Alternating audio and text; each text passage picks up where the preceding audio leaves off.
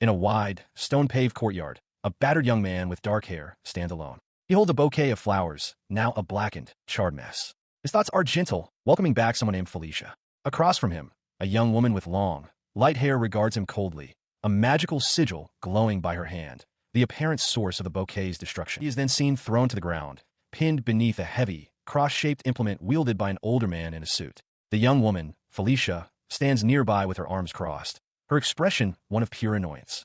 She addresses the man as Belbido, demanding to know why he allowed such filth to approach her. Belbido offers a subservient apology, explaining that the slave had insisted on greeting her. Unimpressed, Felicia announces that her mood is ruined and turns to leave, stating she is returning to her room. The moment she is gone, Belbido's deferential smile vanishes. He violently yanks the young man's head back by his hair and, with a sickening crack, slams his face into the stone ground, muttering that he understands. Forced to bow with his forehead pressed to the cobblestones, the young man offers a pained apology. Towering over him, Belbido dismisses him as a useless guy and orders him to go reflect on his actions. He stumbles away, making his way to a stable where he finally collapses onto a bed of hay, utterly spent. As he lies there, a memory surfaces. Just 2 years ago, he was celebrated as the child of God, the kingdom's greatest prodigy. A white horse gently nuzzles his bruised cheek, a quiet comfort in his present misery. His mind drifts further back to the kingdom's church. It was the day of the special skill awakening ceremony, a rite for all 10-year-olds. In this world, power is measured in levels, and this ceremony unlocks a unique ability. A robed cleric stands before the children, announcing the commencement of the ritual. Among the gathered children, a younger Felicia points him out to her friends, whispering about the presence of Ragnas, the child of God. Another girl wonders aloud what kind of incredible skill he will obtain. She then turns to Ragnas himself, a playful glint in her eye. She asks if he's nervous, calling it a rare sight. She points out that he's already level 52, far surpassing the average knight's level of 40, though she adds that it's only to be expected. Flustered, Ragnas stammers a denial. He sat amongst the other children, the weight of expectation heavy on his shoulders. Beside him, Felicia voiced her own anxieties, wondering aloud what skill she would receive and hoping it would enhance her magic. She noted that even he, the celebrated prodigy, seemed nervous. He admitted he hadn't decided on his future path yet. Felicia playfully chided him, remarking that the child of God was being unusually humble and asking if he was messing with her. With a warm smile, she reaffirmed her own ambition to become a royal court magician. As the ceremony progressed smoothly, Felicia's turn came. An official approached her, inquiring about the skill she had received. She timidly announced it was Magic Boost, prompting the official to remark with surprise that this was the same legendary skill possessed by the great sage. Ragnas rushed to her side, his face alight with excitement, congratulating her on receiving such an amazing skill. Flustered but pleased, Felicia agreed, acknowledging that the reactions of those around them proved its significance. A quiet intensity settled over her features as she looked at him. A silent thought formed in her mind. With this power, she had finally caught up to him. When he asked if she had spoken, she quickly dismissed it as nothing. The excitement over her skill soon gave way to a new spectacle. When it was Ragnas's turn, the hall erupted in an uproar as the crystal before him shone with a rainbow light. He stood before the altar, the light fading around him. The robed cleric, taken aback by the display, demanded to know what skill Ragnas White had just received. The boy looked down at the status plate that had materialized in his hand. It displayed his name, Ragnas White, level 1, with uniformly low stats. He hesitantly read the name of the skill aloud. Level reset. The plate's description provided a devastating clarification. The effect was simple and brutal. His level and all his abilities would reset back to their base state every single day. The meaning of the words crashed down upon him, his hand trembling in disbelief. Felicia, standing beside him, looked on in confusion as he stammered, unable to comprehend what it meant for his abilities to reset. He recalls how his life took a sharp turn for the worse after that day. Even the kingdom's finest scholars investigated his skill, but could find no use for it, ultimately branding it a worthless trash skill that only served to make him weak. The condemnation began at home. His father, a stern man with his hair tied back, roared in fury, accusing him of being a stupid bastard who had rendered all his dedicated training worthless. Beside him, his mother looked on with disdain, while another young man smirked. He fell to the floor, bloodied from a blow, pleading with his father to wait and insisting that the outcome was not his fault. His father's face twisted in rage, demanding to know how he dared to talk back and ordering him to know his place. The boy could only stare in shocked silence. He then informed Ragnas that, because of this failure, his engagement to Felicia, the daughter of Nodos, was officially called off. The news struck the boy dumb, while Felicia watched him with a cold, unreadable expression. He remained on the floor as his father explained his reasoning. He and Nodos had been best friends for a long time, and there was no way he would allow his friend's daughter to marry a failure like him. His father added that this applied to Felicia as well, revealing that George had proposed an engagement to her, and she had happily accepted. George stood beside her, a triumphant arm around her shoulders. She stepped before the fallen boy, her shadow casting over him. She suggested he say something, sarcastically asking how glad he must be that he didn't have to marry trash like her. Despite her cruel words, she knelt down, a glowing magical sigil appearing between her hands as she cast a healing aid spell on his injuries. He managed a weak, pained smile, thanking her for healing his wounds. Felicia retorted coldly, telling him not to misunderstand. She claimed he just looked so pathetic that she decided to at least make him able to move. He looked up from the ground, bruised and defeated, as Felicia stood over him. She informed him that he was now just a nuisance and that she had only come to say goodbye. He could only manage to stammer her nickname. See, he confessed then, his voice strained with pain, that he had genuinely liked her, not merely because of their engagement. His feelings had been true. She responded to his heartfelt admission with cold finality, telling him to simply forget about her. With a last goodbye, Ragna's, she turned and walked away, leaving him alone as dust motes or snowflakes drifted through the air. He remained kneeling on the ground, the weight of his reality crashing down upon him. He knew it well. He had no one on his side anymore. Elsewhere, his father stood beside George and declared that Ragna's no longer held any value. Since the White House still had George, his loss was no issue. George then loomed over the beaten Ragna's, taunting him, asking if he was too shocked to even make a sound. His father's decree was absolute. From that moment on, Ragna's was to be treated as a slave, given only minimal food, and forced to sleep in a horse shed. This order was to be spread throughout the entire mansion. 2 years passed since that fateful day. In his solitude and misery, he wondered if this bleak existence would be his for the rest of his life. His bleak existence was interrupted when he heard a voice. He turned to see a white horse, Lucy, looking at him inquisitively. He wondered if the voice had been hers. At that moment, a thought materialized in his mind. Notice the true meaning of the skill. He sat back in the hay, a wry smile touching his lips as he considered the phrase. He wondered if something had changed, but quickly dismissed the idea of the horse speaking. Lucy, the horse, seemed to react with annoyance. He checked his status, only to be met with disappointment. He was still at level 1. His stats were also unchanged, a fact that only deepened his depression. His strength, magic power, intellect, agility, and luck were all dismally low. He sat alone, bruised and dirty, reevaluating everything.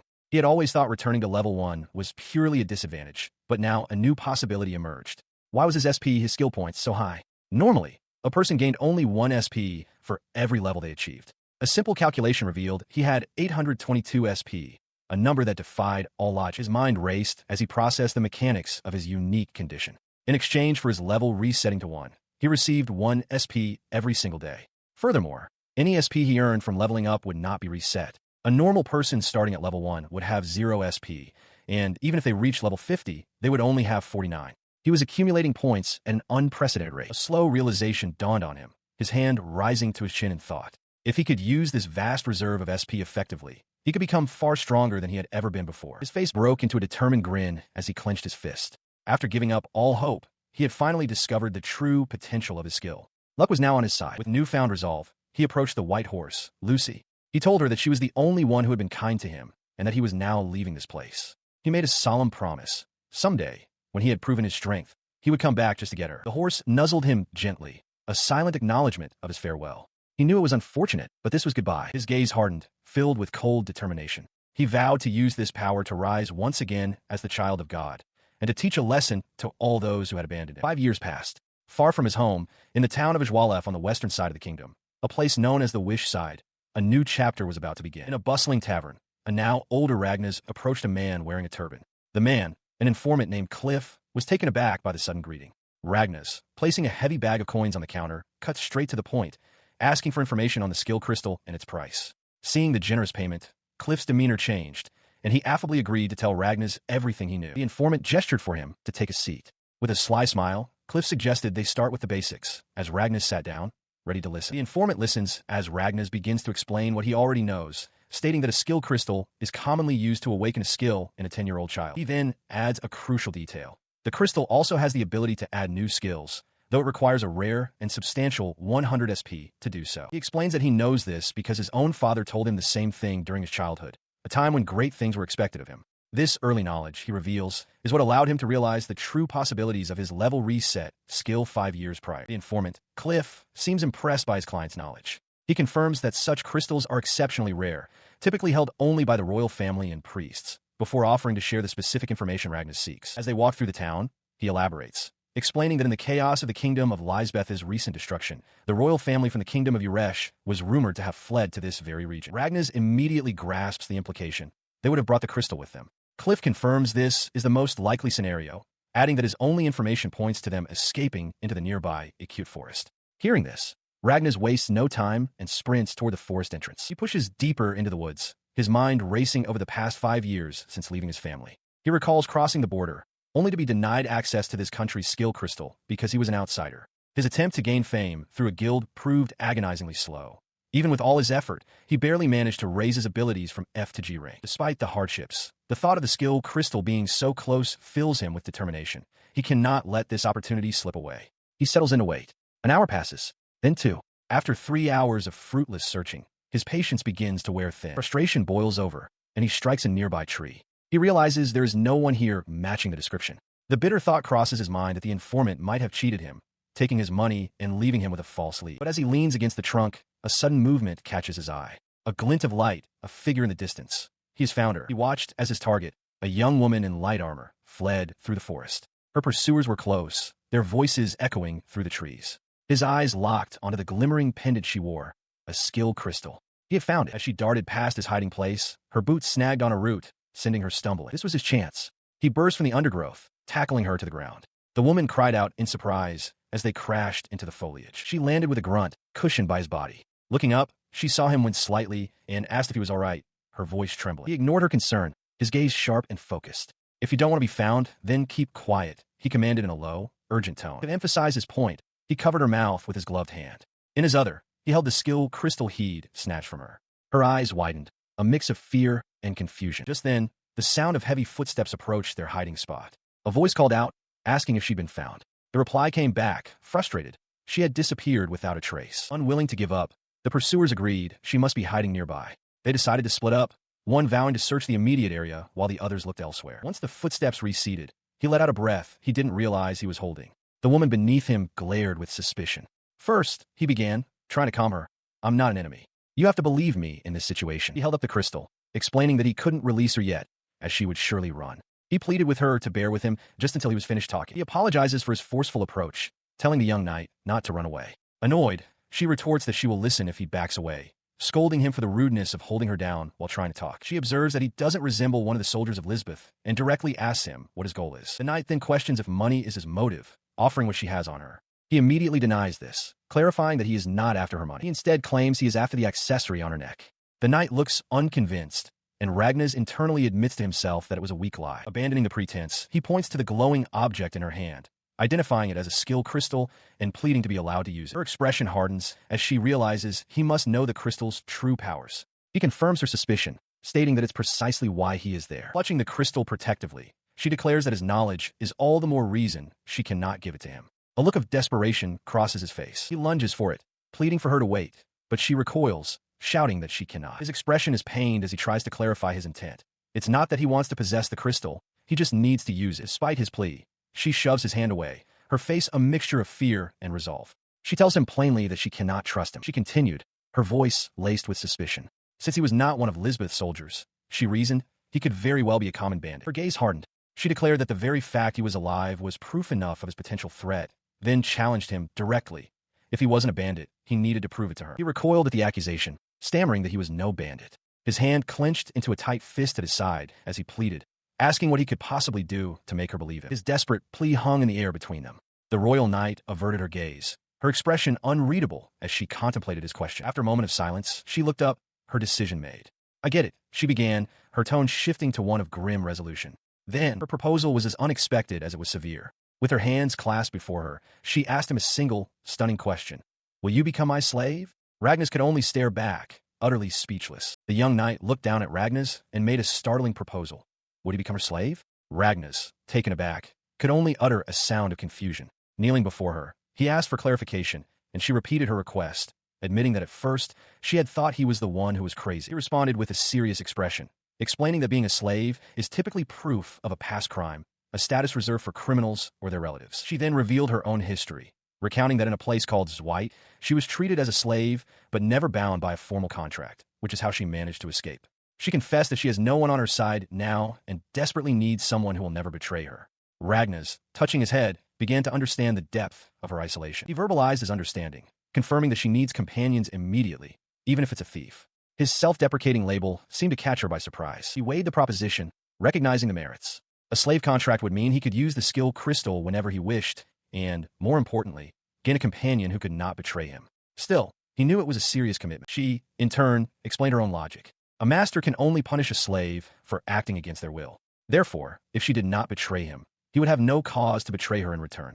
With this understanding, she agreed to the terms, much to his astonishment. Her acceptance caught him off guard. He confirmed her decision, reminding her that he was the one who proposed it. Resolute, she told him to proceed, and he knelt before her once more. With his consent given, she began the ritual. Announcing her name as Nenah Urash, she commanded that Ragnas be enslaved in her name. Dark, crackling energy began to swirl around him. The dark energy immediately seared him, and he cried out in agony, exclaiming that it burned. The force of the pain caused him to collapse forward, and Nenah moved to catch. After the intense pain subsided, the ritual was complete. A dark, cross-shaped mark was now visible on his neck. Nenah asked if this was truly all right. Touching the fresh mark, Ragnas admitted that it hurt, but affirmed that it was his choice. He looked at Nenah, confirming he had done as she asked, and now requested to use the skill crystal. Nenah was skeptical, questioning why he thought she would give him a national treasure simply for becoming her slave. She reminded him that even if he used 100 SP, the skill he'd acquire would be random. In response, he simply told her to check his SP. Her eyes widened in disbelief as she saw his status. Ragnas was only level 2, yet possessed an astonishing 3,047 SP. His skill was listed as level reset. Stuttering, Nenah admitted she had never heard of such an ability. Ragnas calmly explained that with his current SP, he could acquire around 30 skills, promising to elaborate later as he presented her with a small, ornate box. As she accepted the box, a brilliant flash erupted between them. Ragnas instinctively shielded her, deflecting a volley of unseen projectiles. Nenah cried out in alarm. He stared at his hand in confusion, wondering what had just occurred and why his SP had suddenly vanished. His status confirmed his fear. His SP was now 0. He realized it had all been consumed to acquire a single, powerful ability. The skill was named Unrivaled, an ability that temporarily improved his status for 1 minute, but at the cost of having his original status afterward, usable only once per day. Nenah, seeing the rainbow-colored skill, asked what he had obtained. He told her its name, grimly adding that while the skill itself was strong, its drawbacks were far too great. She found herself unable to confirm the new skill, a phenomenon she had never encountered. Ragnas pointed out that he couldn't see her level reset skill either, theorizing that perhaps rainbow-colored skills are only visible to their wielder. With this understanding, he offered to explain both of his unique abilities to her. He laughed, describing the feeling as addictive. He explained that his abilities were potent enough to render the concepts of levels and status utterly meaningless. As Nenah processed this, her expression grew troubled. Ragnas then turned the conversation, asking how she felt now that she had made him her slave. She confessed to feeling deeply conflicted about it. She elaborated on her feelings, admitting she worried she might not be a reliable enough companion, and that his power might be too much for her to handle. He countered this, stating that as a noble, she should be more than capable of utilizing him effectively. Her worries seemed to ease, and she smiled, telling him he could simply call her Nenah. He agreed, formally asking her to take care of him, his new master. They sealed their new partnership with a handshake. Their moment of accord was shattered by a sudden shout from the surrounding woods. A voice cried out that she had been found. They had been discovered. Panic flashed across Nenah's face as she cried out that her level was only 21. Ragnas's own status had plummeted to level 1 with 0 SP. He realized they stood no chance against the Knights Order of Lisbeth in a direct fight. His only hope was to gamble everything on his new, untested ability. He roared, his voice cutting through the tension as a complex magical sigil materialized before him. With a surge of power, he activated his newly acquired skill, Unrivaled. His status screen flared to life, displaying stats that defied all logic. Every attribute boosted to SSSS+, a rank previously thought impossible. He realized this was far beyond a simple increase. Nenah, seeing his transformation, grew frantic. She reminded him that he only had a minute before the skill's effect wore off, urging that they had no time to waste if they were to escape. He didn't hesitate. Turning to Nenah, he asked her to excuse him for a moment before sweeping her off her feet, much to her utter shock. As he held her bridal style, Nenah became flustered, questioning why he would carry her like a princess at such a critical time. But his focus was singular: reach the city and scatter the knights. He instructed her to hold on tight, just as one of the pursuing knights shouted to his captain, having spotted their position. Without a second to spare, he burst forward, moving with impossible speed. The knight could only stare in disbelief at the blur of motion, realizing they had no hope of catching up. In an instant, Ragnas and Nenah vanished into the distance. They arrived back on the wish side of the city. Ragnas explained that a journey, which normally took an hour from the forest, had taken him only a few seconds. He acknowledged the skill had its demerits, but a flicker of hope ignited within him. This power could be the key to changing his fate. Meanwhile, in a lavish hall, an enraged nobleman demanded an update from someone named Julius. He bellowed, questioning why it was taking so long to find Nenah and destroy the houses of Rajamal, in Urash. The man he addressed, a knight in ornate armor, offered a sincere apology to his majesty, Ryuan. He confirmed that the troops had moved out as ordered, but this did little to quell the king's fury. The king dismissed the apology, warning Julius to know his place. He declared this was Julius's last chance. Failure would mean his head would fly, and his daughter, Olivia, would belong to the king. With a chilling smile, Ryuan then turned his attention to the assembled crowd, calling for Olivia to return to their room. Elsewhere, within an imperial hall, a high-ranking officer with a prominent mustache and a metallic gauntlet smirks. He calls out for a subordinate named Furlock, musing internally that this individual is remarkably easy to use. His thoughts are interrupted as a young man in a white uniform steps forward, flanked by armored guards. He crisply announces his presence. Furlock Alucrit here. The mustached officer confirms to himself that this is indeed the obedient one he had in mind. Carrying out his own orders, Furlock Alucrit turns to Nenah Urash. He relays an imperial command. Her squad is to conduct a search for Nenah Urash herself. Without a hint of hesitation and with a brilliant smile, Nenah accepts the paradoxical mission, declaring she will do so gladly. In a quiet room, the royal knight stirs, her eyes fluttering open. Seated by her bedside, Ragnas greets her with a calm smile, observing that the sleepyhead is finally awake. She sits up, clutching a sheet to her chest, and asks where they are. He informs her that they are at Yogen's Inn and that, for the moment, they don't need to worry about any pursuers. Her expression brightens as she brings up the subject of her clothes, recalling that she had been running through the forest. She continues, explaining that she asked the inn's landlady to wash them for her. Ragnas's expression turns serious as he asks to remove her clothes.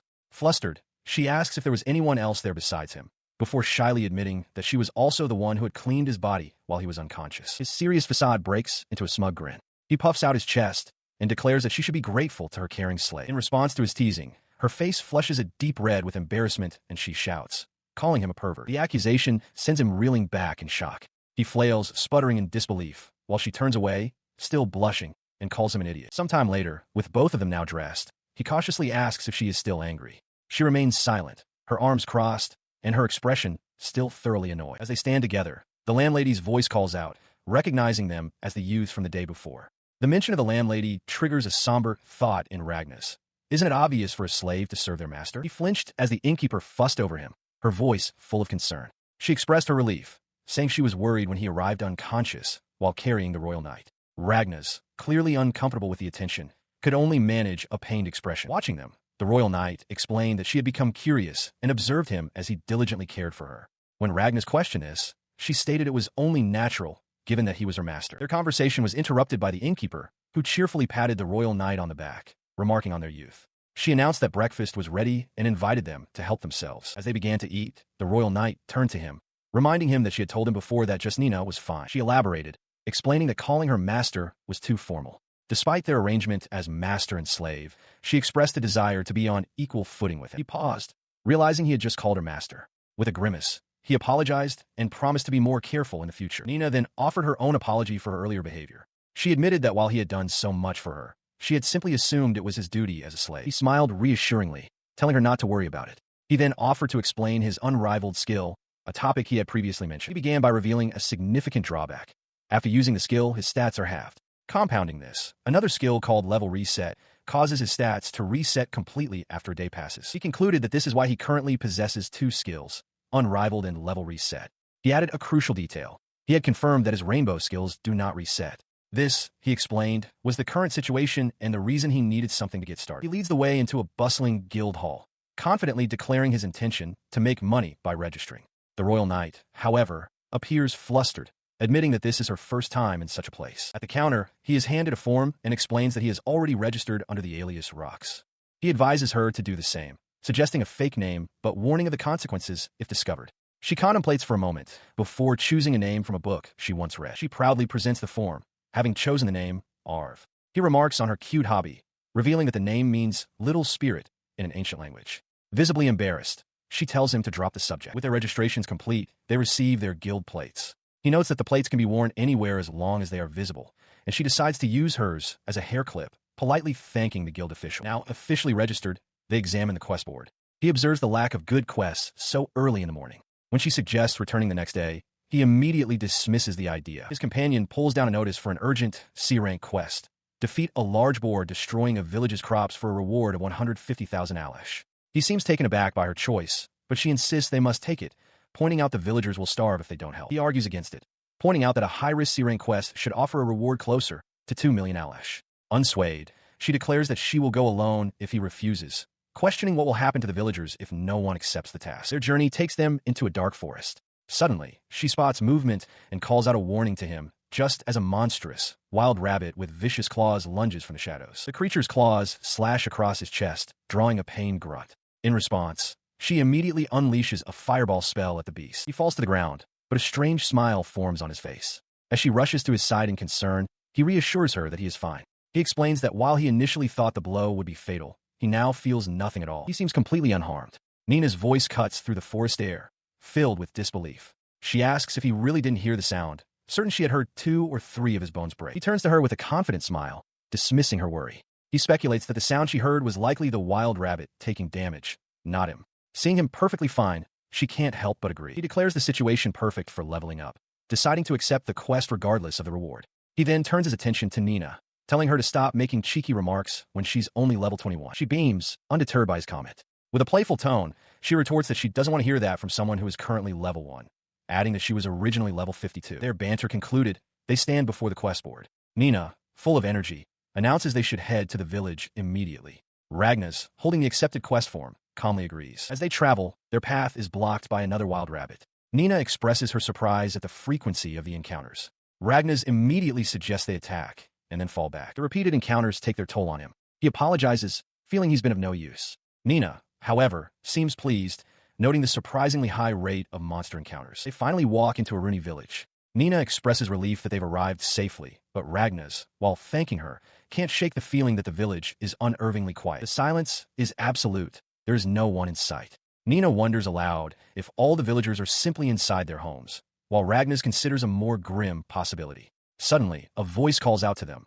An old man has appeared, identifying them as adventurers. In response to the man's call, Nenah explains they've come because of the quest and asks to see the village chief. The elderly man introduces himself as Kale, the chief, and expresses his surprise that they truly came to help. She and Ragnas listen as the village chief, Kale, invites them to follow him. He promises to explain the details of the big boar attack inside his home. Inside, seated at a simple wooden table, Kale begins his story. He explains that they found a baby boar and attempted to hunt it, only to discover it was the offspring of a massive boar.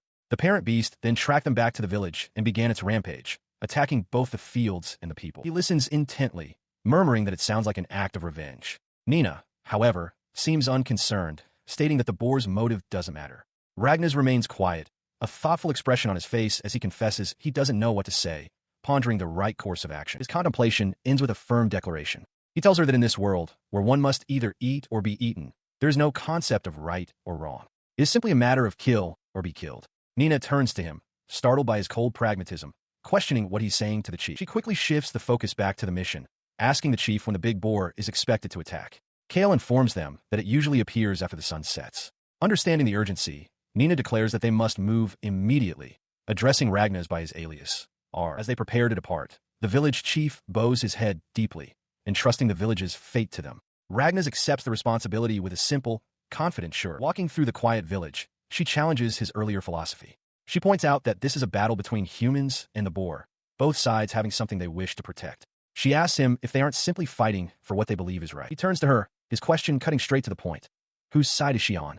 Startled by the directness, she hesitates for a moment before firmly stating that she is, of course, on the side of the village. He advises her not to dwell on such thoughts, stating that there is nothing more useless than someone who freezes when it's time to act. He confidently adds that he will handle the big boar in a single strike with his unrivaled skill.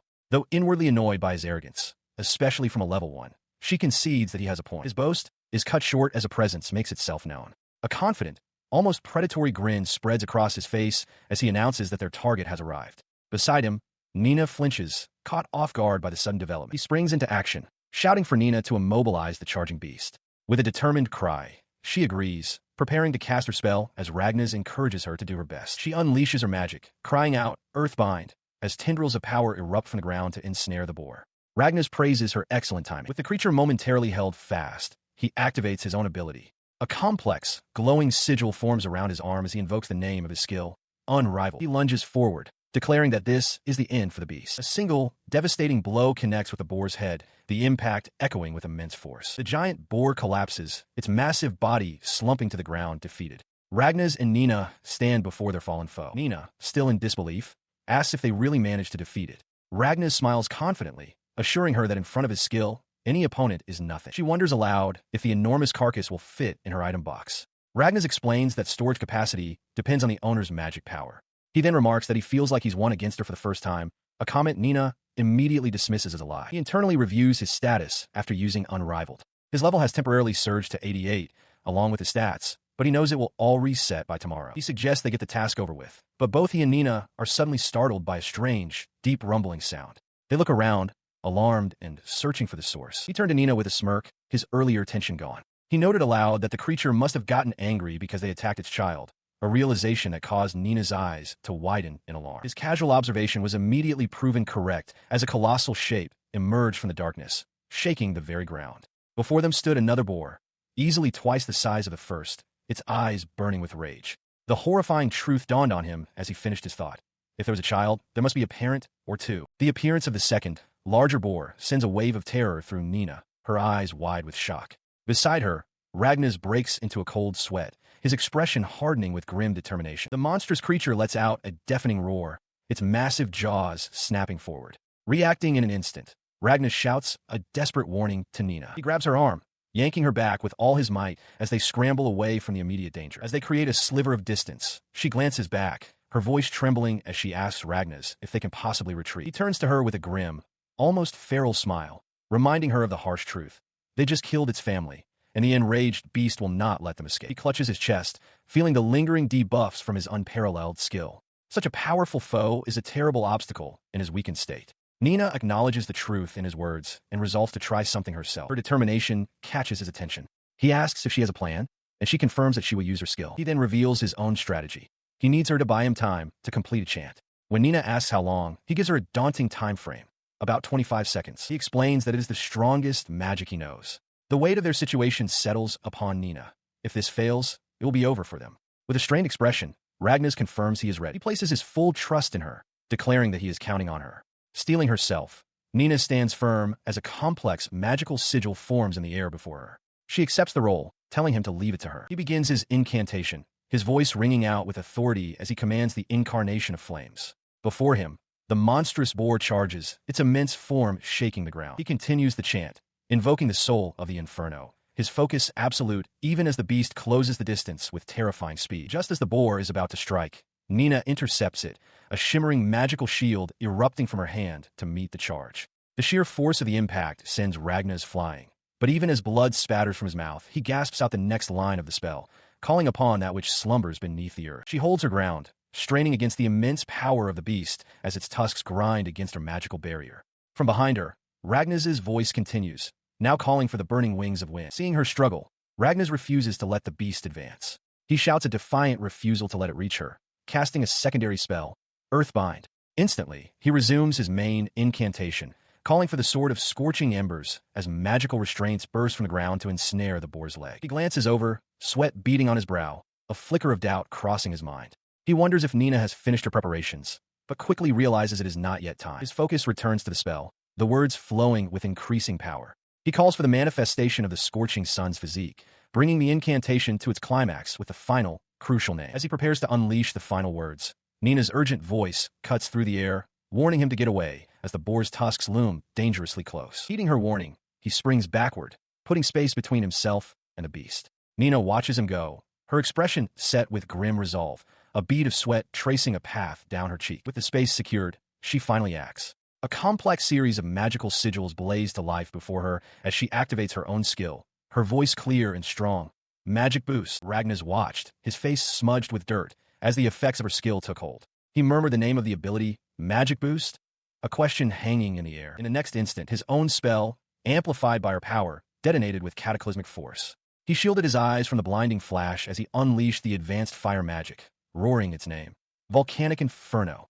The world dissolved into a maelstrom of fire and shattered her. As the dust began to settle, he turned to his companion with a triumphant grin, clenching his fist. He praised her contribution, certain of their victory. With that much power, he declared, the fight should be over. His triumphant mood vanished when he saw her state. He called her name, Nenah, but she could only gasp for air, her face pale and slick with sweat, her body trembling with exhaustion. She swayed on her feet, struggling to remain upright. Despite her obvious strain, she managed a faint smile and softly spoke his name, Ragnas. The effort was too much. Her strength gave out completely, and she collapsed backward, Ragna's lunged, catching her just before she hit the ground, crying her name in alarm. He immediately understood the cause. She had completely depleted her mana, a reckless gamble. Cradling her in his arms, he heard her murmur an explanation. A move that powerful, she confirmed, naturally required an immense amount of mana. He held her close, believing the quest was finally complete. But then a strange thought surfaced, a sudden realization that made him pause. He felt no pain at all. His thought was shattered by a thunderous impact. A colossal hoof slammed into the ground nearby, cracking the very earth beneath it. From within the smoke and lingering flames, the giant boar emerged, battered and scorched, but very much alive. Ragnar stared up at the creature, a look of pure disbelief twisting his features into a grimace. He couldn't comprehend how it was still standing, questioning if this could possibly be a mere C-rank monster. He grit his teeth, realizing the massive boar was on the verge of death. This was his one chance, but he had no decisive move left to end the fight. His mind raced, recalling his current status. He had accumulated 100 skill points, having gained 1 from the last battle. With a grim expression, he steeled his resolve. It was do or die. He had to make a gamble. His gaze then shifted to his fallen comrade, Nenah, lying unconscious on the ravaged earth. Looking down at her still form, he announced his intention to borrow her skill crystal. Without a moment's hesitation, he reached out, and a flash of light erupted as he took the crystal from her person. Clutching the glowing object, he desperately pleaded for it to grant him something, anything, that could be used to fight back. His status updated instantly. All 100 of his skill points were consumed, and in their place, a new skill appeared. Magic Boost. He stared at his hand in disbelief. Magic Boost. He recalled Nenah once telling him how incredibly rare it was to find a useful skill in a desperate situation like this. But despite the odds, he had no other choice. Turning to face the charging beast, he roared a challenge to draw its attention. Over here, you shitty boar. He realizes that with his new skill, he can increase the power of the magic he uses. He decides to imitate the spell Nenah had cast earlier. A complex magical circle materializes in front of him as he begins the incantation, commanding the soul of the inferno that slumbers beneath the earth. He continues the chant, calling forth burning wings of wind and a sword of scorching embers as magical energy crackles around it. As the giant boar charges, he completes the spell, manifesting the physique of the scorching sun. He activates his Magic Boost skill and unleashes a devastating volcanic inferno directly at the beast. The blast subsides, revealing the boar lying motionless on the scorched earth. Panting from the exertion, he wonders aloud if he managed to defeat it. His brief moment of hope shatters as the creature begins to stir. It rises to its feet, shaking off the embers, seemingly unharmed.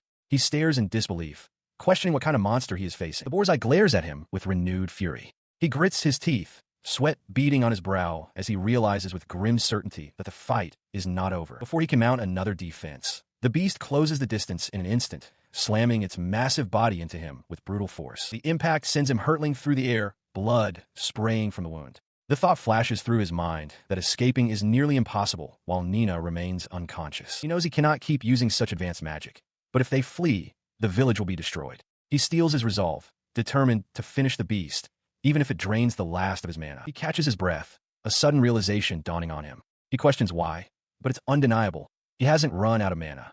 He has enough for one more spell. Seizing the opportunity, he raises his hands towards the charging beast.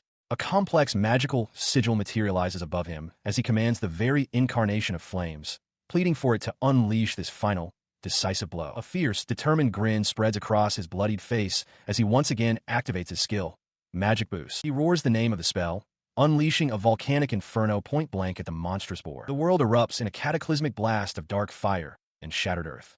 The sheer force of the spell hurls him backward through the air. He lands hard on the scorched ground with a cry of pain.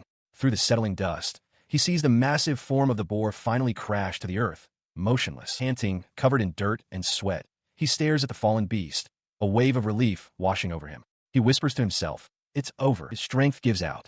After taking a few steps toward Nenah's still form, his legs buckle, and he collapses to his knees, utterly spent. His gaze rests on the unconscious knight. A small, weary smile touches his lips as he thinks of her safety, glad that she is all right. A troubling thought then surfaces. He reflects on the fact that even though he used advanced fire magic and took a direct hit from the boar, he somehow hasn't run out of magic.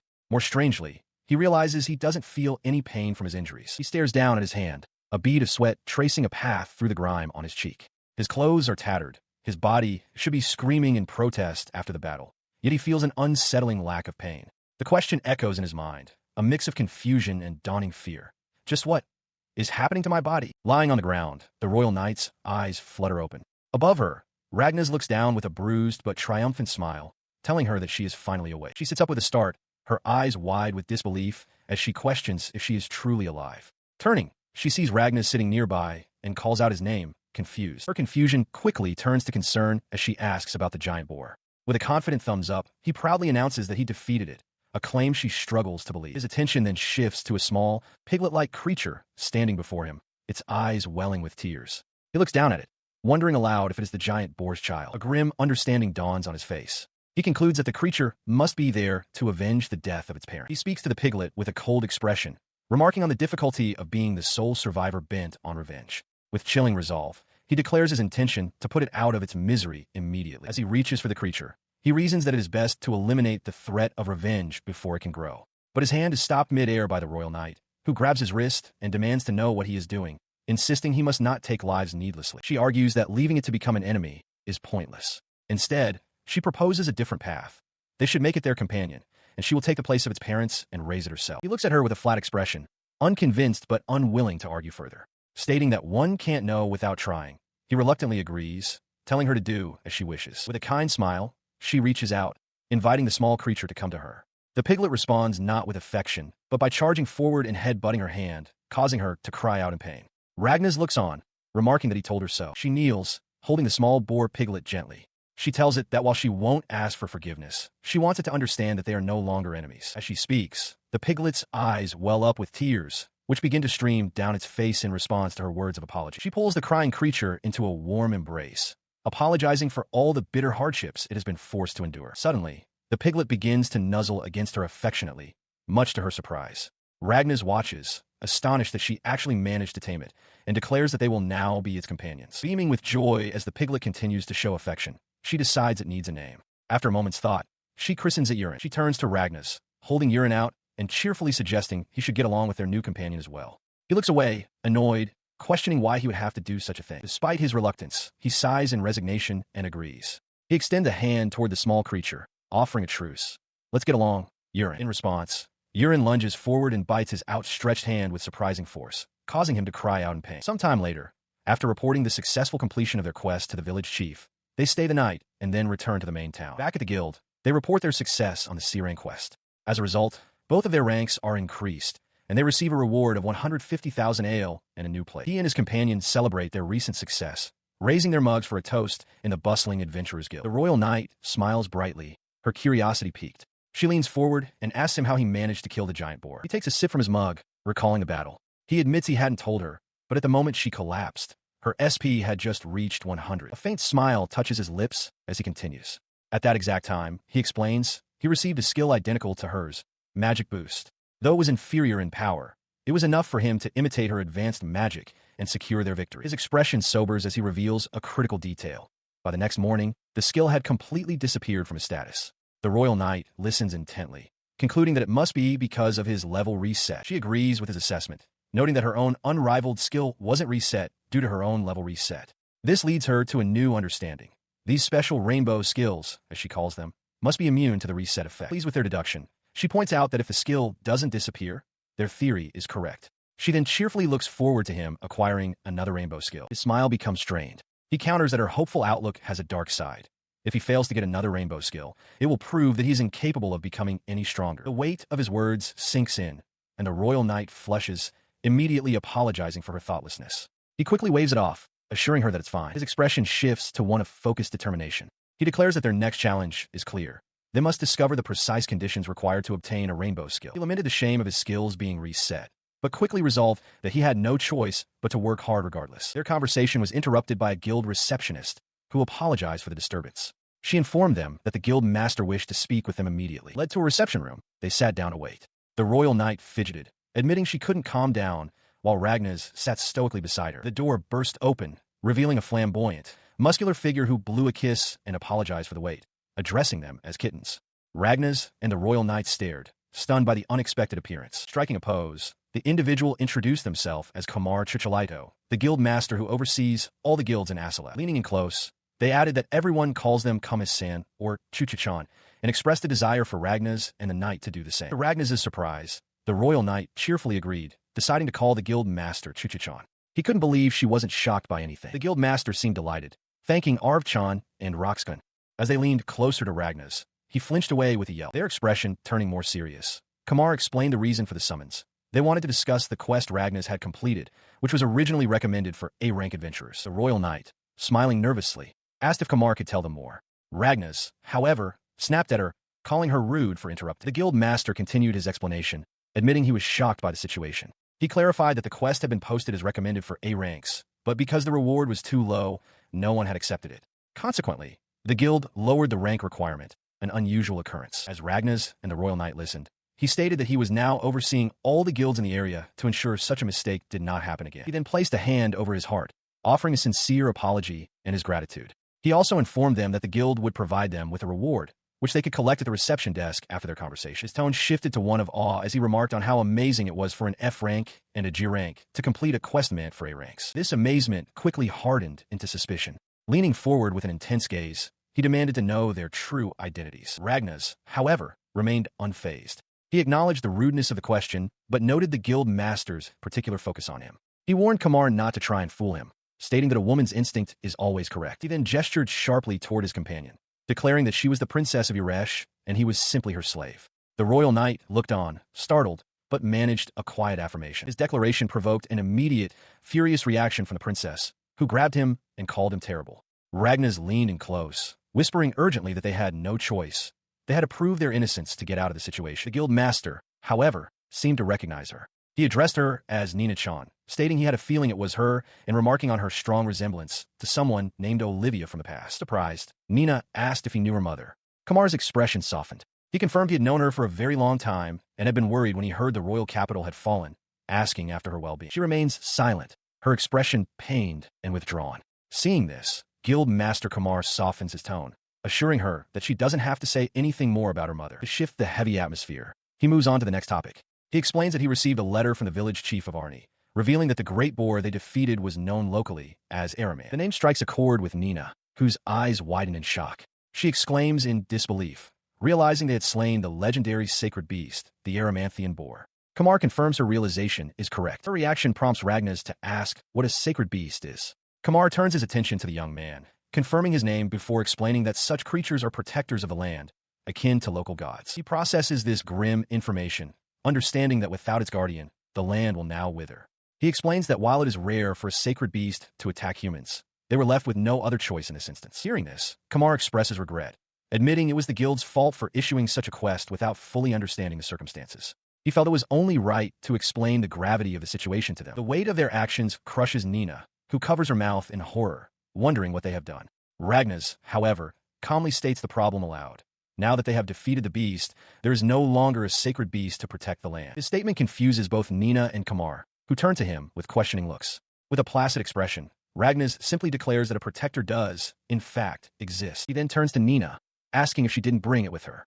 A flash of realization crosses her face, and she calls forth the small boar piglet, which materializes in her arms with a happy squeal. With a confident smile, he declares that this should solve the problem. Kamar and Nenah are immediately captivated by the creature's cuteness. Nenah explains that it is the child of the sacred beast they defeated, and its name is Urash. He attempts to excuse himself and Nenah, stating they have something to investigate, but Kamar stops them. The guild master, feeling responsible for the trouble they caused, offers to help in any way they can. His companion, Nenah, interjects, suggesting to Ragnas that it might be fine to let Kamar know their situation. Ragnas considers this, thinking that the well-connected guild master might indeed know something useful. He decides to ask, questioning Kamar about a specific phenomenon, a skill crystal that emits a rainbow-colored light and bestows a skill. Kamar's expression shifts. Realizing this means Ragnas possesses such a rare ability. After a moment of thought, Kamar bluntly admits to not knowing anything about it. However, they do know of a person who might have the answers they seek. Kamar explains that this individual resides far to the east of the royal capital, in a place called Yajen. There, in a large mansion situated in the middle of a lake, lives a being described as a monster who has lived for over 400 years, the evil-eyed vampire. Handing Ragnas a map, Kamar adds that rumors claim this vampire can see into anything in the world, knowing all there is to know. They caution, however, that there is no guarantee the vampire will be willing to help. Ragnas absorbs this information, his expression hardening with resolve. He asks if there's a chance they could be killed, and Kamar confirms that is a possibility in the worst-case scenario. Despite the risk, Ragnas thanks them, stating that he has to go. He internally resolves to seek out even the smallest bit of information. Because of the danger involved, he decides there is no need for Nenah to accompany him and risk her life. His decision is immediately challenged by Nenah, who appears beside him holding urine. She cheerfully reminds him that she is his master and questions how he could possibly leave her behind. With a bright, determined smile, she declares that they will go together to greet the evil-eyed vampire. Ragnas looks on, flustered, as the shadowy image of their destination looms over them. Ragnas and the royal knight arrive before a vast lake, in the center of which sits a grand, isolated mansion. Having somehow reached the estate, Ragnas now voices the obvious problem: how they're meant to cross the water. Before they can devise a plan, a dark swarm erupts from the mansion's windows. Ragnas observes the black shapes pouring out, quietly hoping he won't be forced to use his invincible ability. The swarm reveals itself to be a colony of bats, which flies directly towards them. Instead of attacking, the creatures coalesce over the water's surface, forming a living bridge. As it extends to their shore, Ragnas warily hopes it is not a trap. Stepping onto the unsettling path, the royal knight flinches as her foot presses into the mass of bodies. With a distressed expression, she turns to Ragnas and apologizes for stepping on him in her fright. He quickly reassures her that it's nothing. Noticing her fear, he suggests that if something is scaring her, they can stop and he will listen. She insists it's nothing, and he accepts her response. Having crossed the lake, they push open the heavy doors and step into the mansion's dark foyer. Ragnas calls out into the silence, asking if anyone is present. In an instant, a figure appears beside him, his hand clamping over Ragnas's face. The man, grinning menacingly, welcomes him to his mansion. The royal knight shields her eyes from a sudden, blinding flash of light. From the shadows emerges a second host, also offering a welcome as bats flutter around her. Ragnas and the royal knight can only stare from the doorway as this new figure approaches. She steps fully into view, a young girl with pointed ears and a wide, fanged smile. Surrounded by an ethereal sparkle, she declares how glad she is to have them there. Her cheerful demeanor contrasts with her vampiric features. She notes their stunned silence, guessing they can't make a sound after seeing her sinister appearance, and then begins her introduction. "That's right. My name is..." She protests loudly, complaining that they were just getting to the good part, but Ragnas holds up a hand, firmly calling for a timeout. In response to his interruption, she whirls around, demanding to know if he has no business with her. Ragnas, forcing a smile, tells a startled Nenah that they are in the wrong place and should leave, while the other vampire watches with amusement. She floats gracefully towards them, correcting Ragnas by assuring him they are in the right place. With a slight flourish, she admits that she forgot to introduce herself. With a wide, fanged smile, she announces her name is Scarlet Bloodray, adding that people call her the evil-eyed vampire with fear. The name sparks a realization in Nenah, who exclaims that Scarlet must be the one they were looking for. She reminds Ragnas they came to ask about the rainbow-colored skills, and Scarlet readily agrees to tell them. She begins by questioning Ragnas, asking if he has already obtained 4 rainbow skills, before holding up 2 fingers and correcting herself, stating that he only has 2. Ragnas, intrigued, asks for more details. He reasons that since he didn't acquire his skills officially, they aren't shown on his status panel, but he is certain he can feel their effects. The realization strikes him with force. He is indeed using both Level Reset and Invincible, skills that were officially obtained using the skill crystal from Lisbeth and Urash as a medium. Scarlet elaborates on the mechanics, explaining that skills obtained unofficially don't appear on the status panel. She clarifies that skills can be gained by using a crystal as a medium through direct action, or by simply coexisting with it. This, she states, is a relationship between skill crystals and rainbow-colored skills, with the rule of 1 skill per crystal. Processing this new information, Ragnas asks if she has heard about coexisting with a skill crystal. Nenah admits she has not. Scarlet, with a knowing look, offers to give them a hint. She clarifies that while the rainbow-colored skill from a single crystal is fixed, Ragnas also obtained 2 other skills from the crystals of Dane and Rajam. Hearing those names, Nenah reacts with shock, questioning if those crystals weren't destroyed by Lisbeth. Scarlet confirms her suspicion with a knowing smile. The information clicks into place for Ragnas. He recalls that his father was the commander in the war against those countries, acting on the king's orders. The grim realization dawns on him.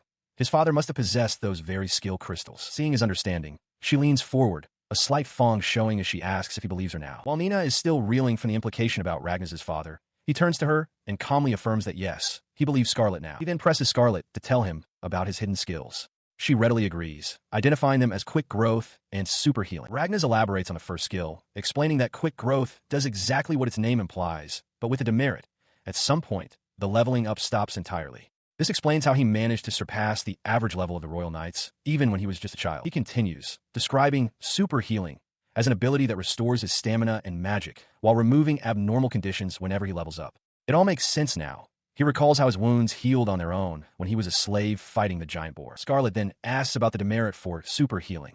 Ragnas insists there isn't one, but she calmly states that the skill has very little demerit. She tells him he's simply getting things that are too strong and is being overly cautious as a result. Flustered by her assessment, he abruptly changes the subject, declaring that he has one of those things too before turning to leave. His sudden departure leaves Nenah looking on in confusion. As he considered his own skill crystal, Scarlet Bloodray suddenly presented another, holding it out with a confident smirk as she announced its identity. She explained that it was from the once prosperous country of Insane and offered it to him, telling him to use it well. Ragnas appeared hesitant, admitting that he didn't have enough skill points and was unsure when he would ever be able to use it. Sighing, she dismissed his thoughts as peculiar, clarifying that a rainbow-colored skill did not require SP. She added cryptically that he would understand why his points were consumed before only after he acquired a certain other skill. She urged him not to worry and to use it right away.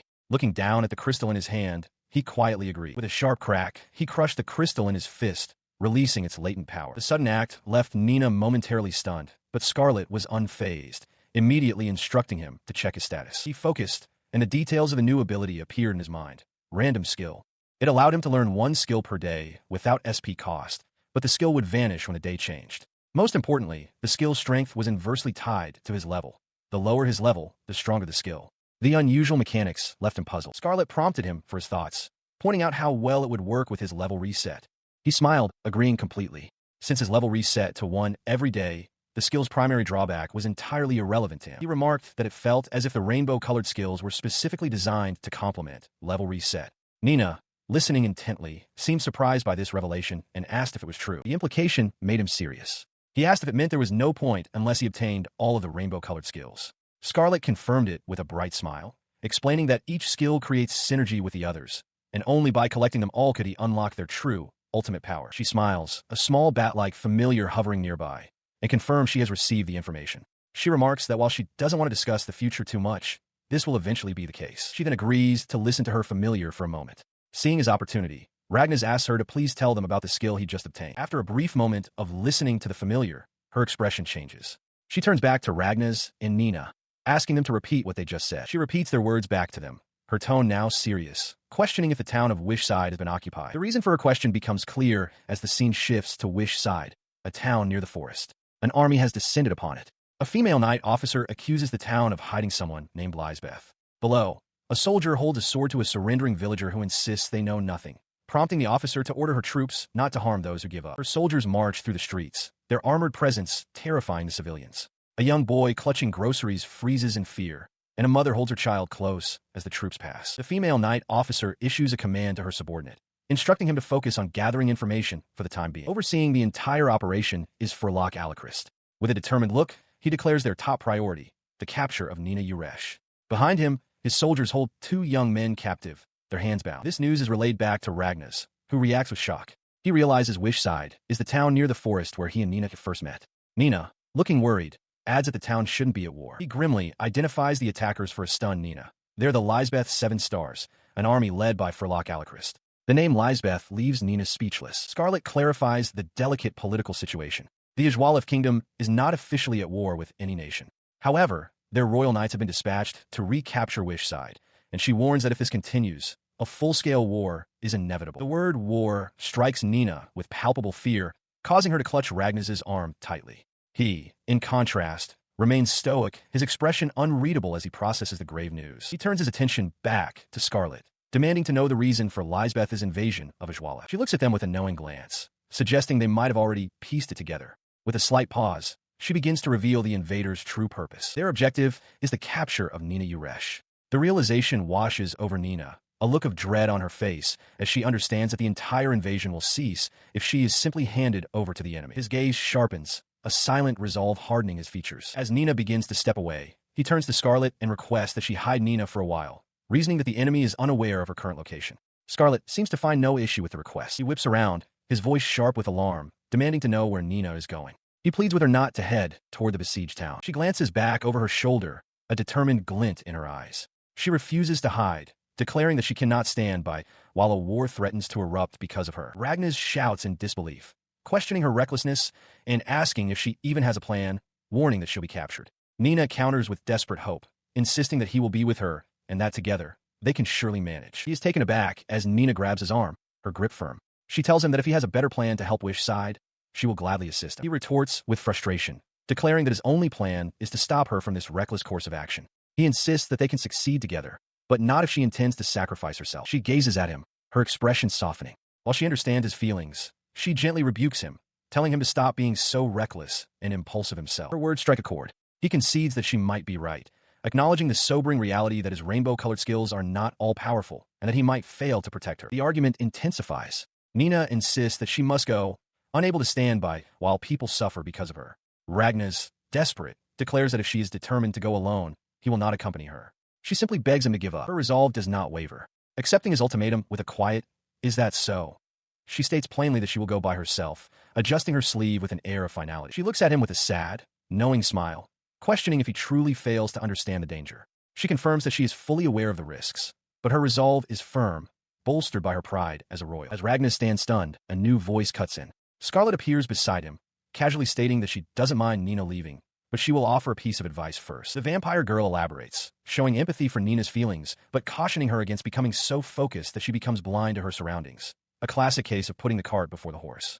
She advises her to stay calm and not to rush, promising that this approach will yield great results. With a bright smile, Nenah thanks Scarlet for the advice, but reaffirms her decision to go. Ragnar watches, his expression sinking in defeat as he understands she will leave, even if it means leaving him behind. He stood frozen as a vision of Nenah filled his mind. She offered a gentle, almost sorrowful smile, apologizing for the trouble she caused and thanking him for always staying by her side. Her final words, a simple farewell, Ragnar's, echoed with an undeniable finality. The realization struck him, and he reached out into the empty air, his face a mask of shock and disbelief. On the steps of a grand building, Ragnar stands in stunned disbelief, realizing that Nenah has left him behind.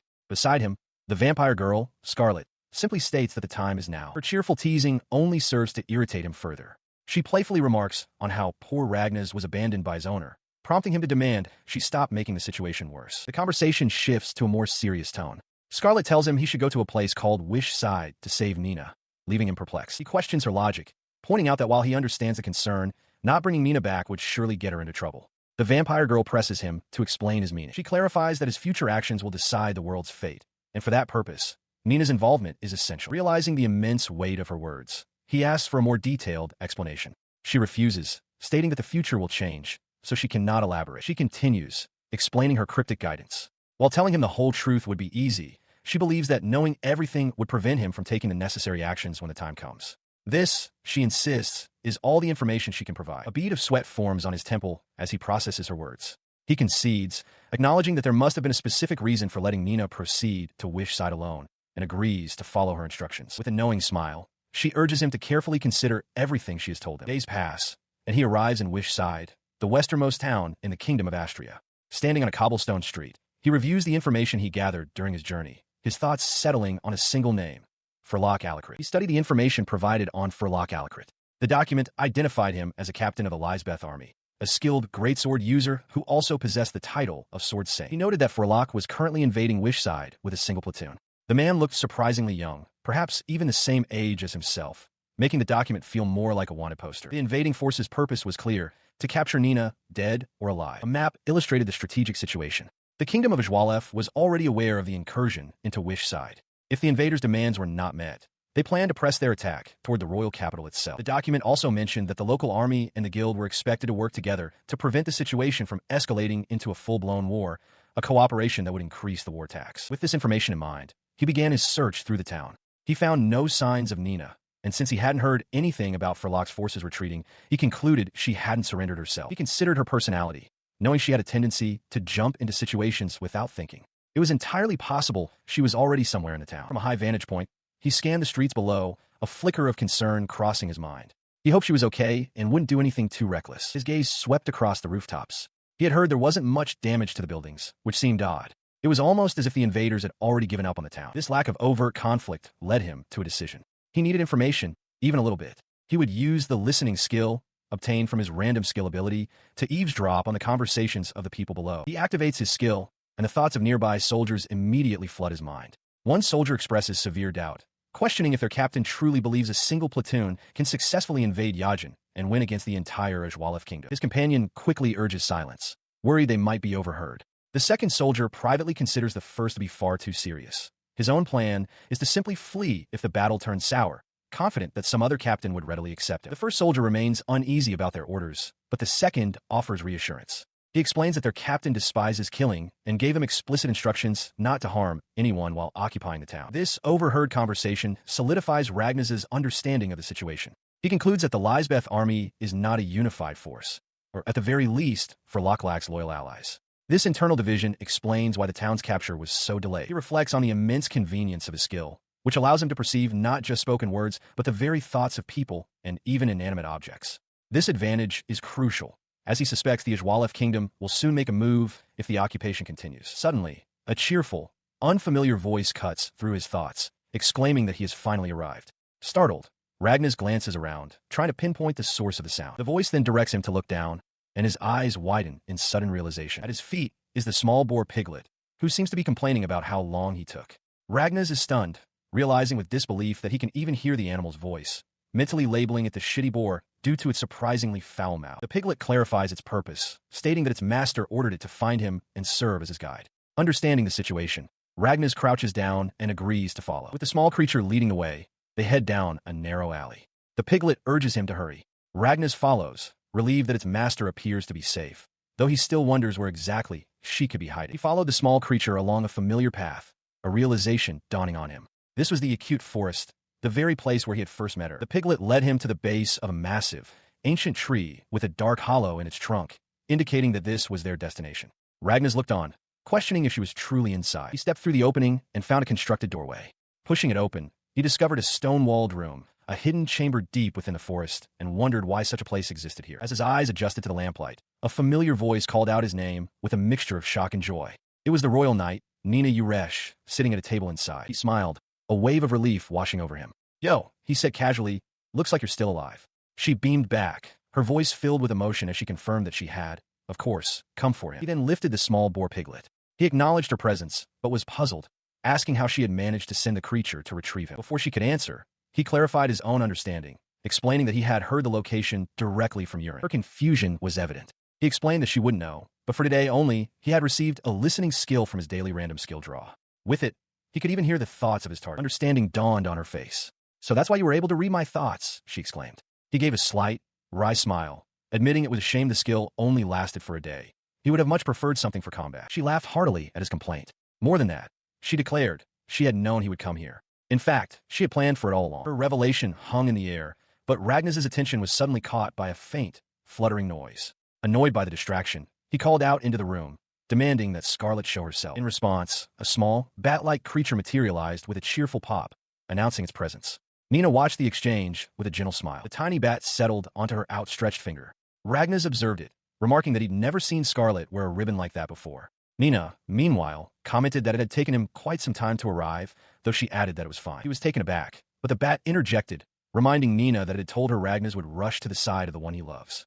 Nenah looked at Ragnar with gratitude, admitting that despite her words, she was skeptical he would actually come. She thanked him sincerely, his face flushed at the bat's implication. The creature cheekily asked who loves whom, prompting Ragnar to quickly dismiss it as no big deal, though his flustered expression betrayed him. He turned away, trying to hide his embarrassment, but Nenah, now blushing herself, questioned why he was the one getting flustered.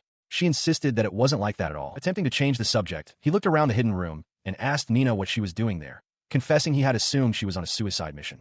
The bat, meanwhile, seemed to preen, musing that Ragnar had been dancing in the palm of its hand. She paused, her expression turning serious.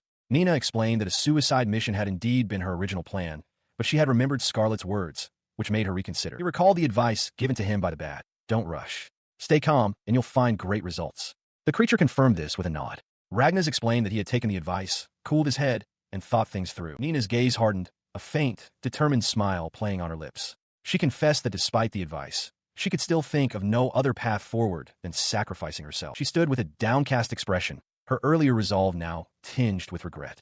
The small bat, Scarlet, fluttered nearby, explaining that her advice was meant to prevent this very outcome. The vampire expressed relief that Nenah had changed her mind at the last moment.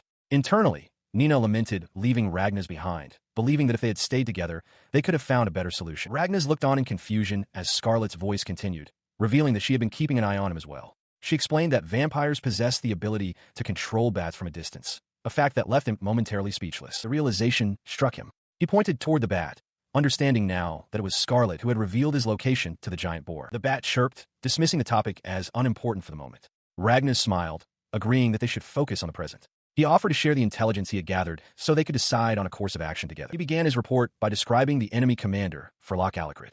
According to the soldiers Ragnar had spoken with, Furlock has an aversion to killing, which explains why his own forces have suffered few casualties.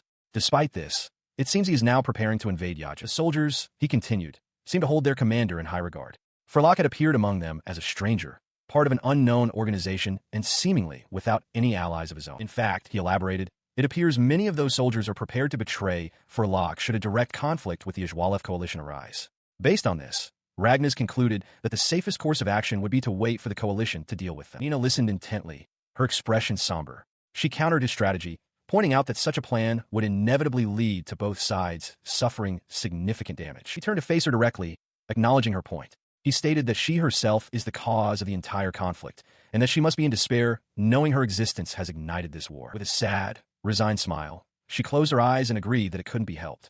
Ragnas looked on, surprised by her quiet acceptance of this grim reality. She offers a gentle smile, acknowledging that his plan will work.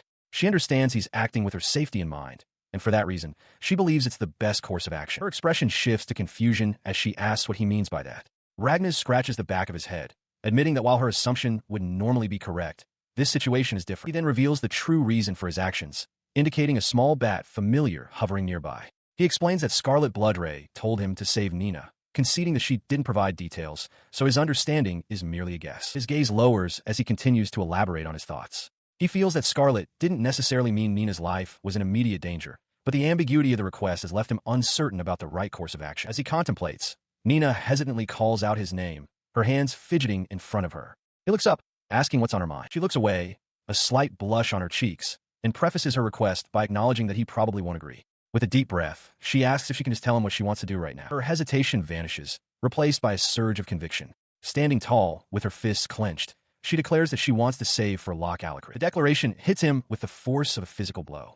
His eyes widen in disbelief, his mouth hangs open, and he can only stammer out a shocked "huh." Inside a stone passage, Ragnas confronts Nenah, his voice filled with disbelief. He questions if she is serious about wanting to help Furlock. Nenah, with her back to him, can only offer a quiet apology. He turns away, flustered, and asks her to explain her reasoning.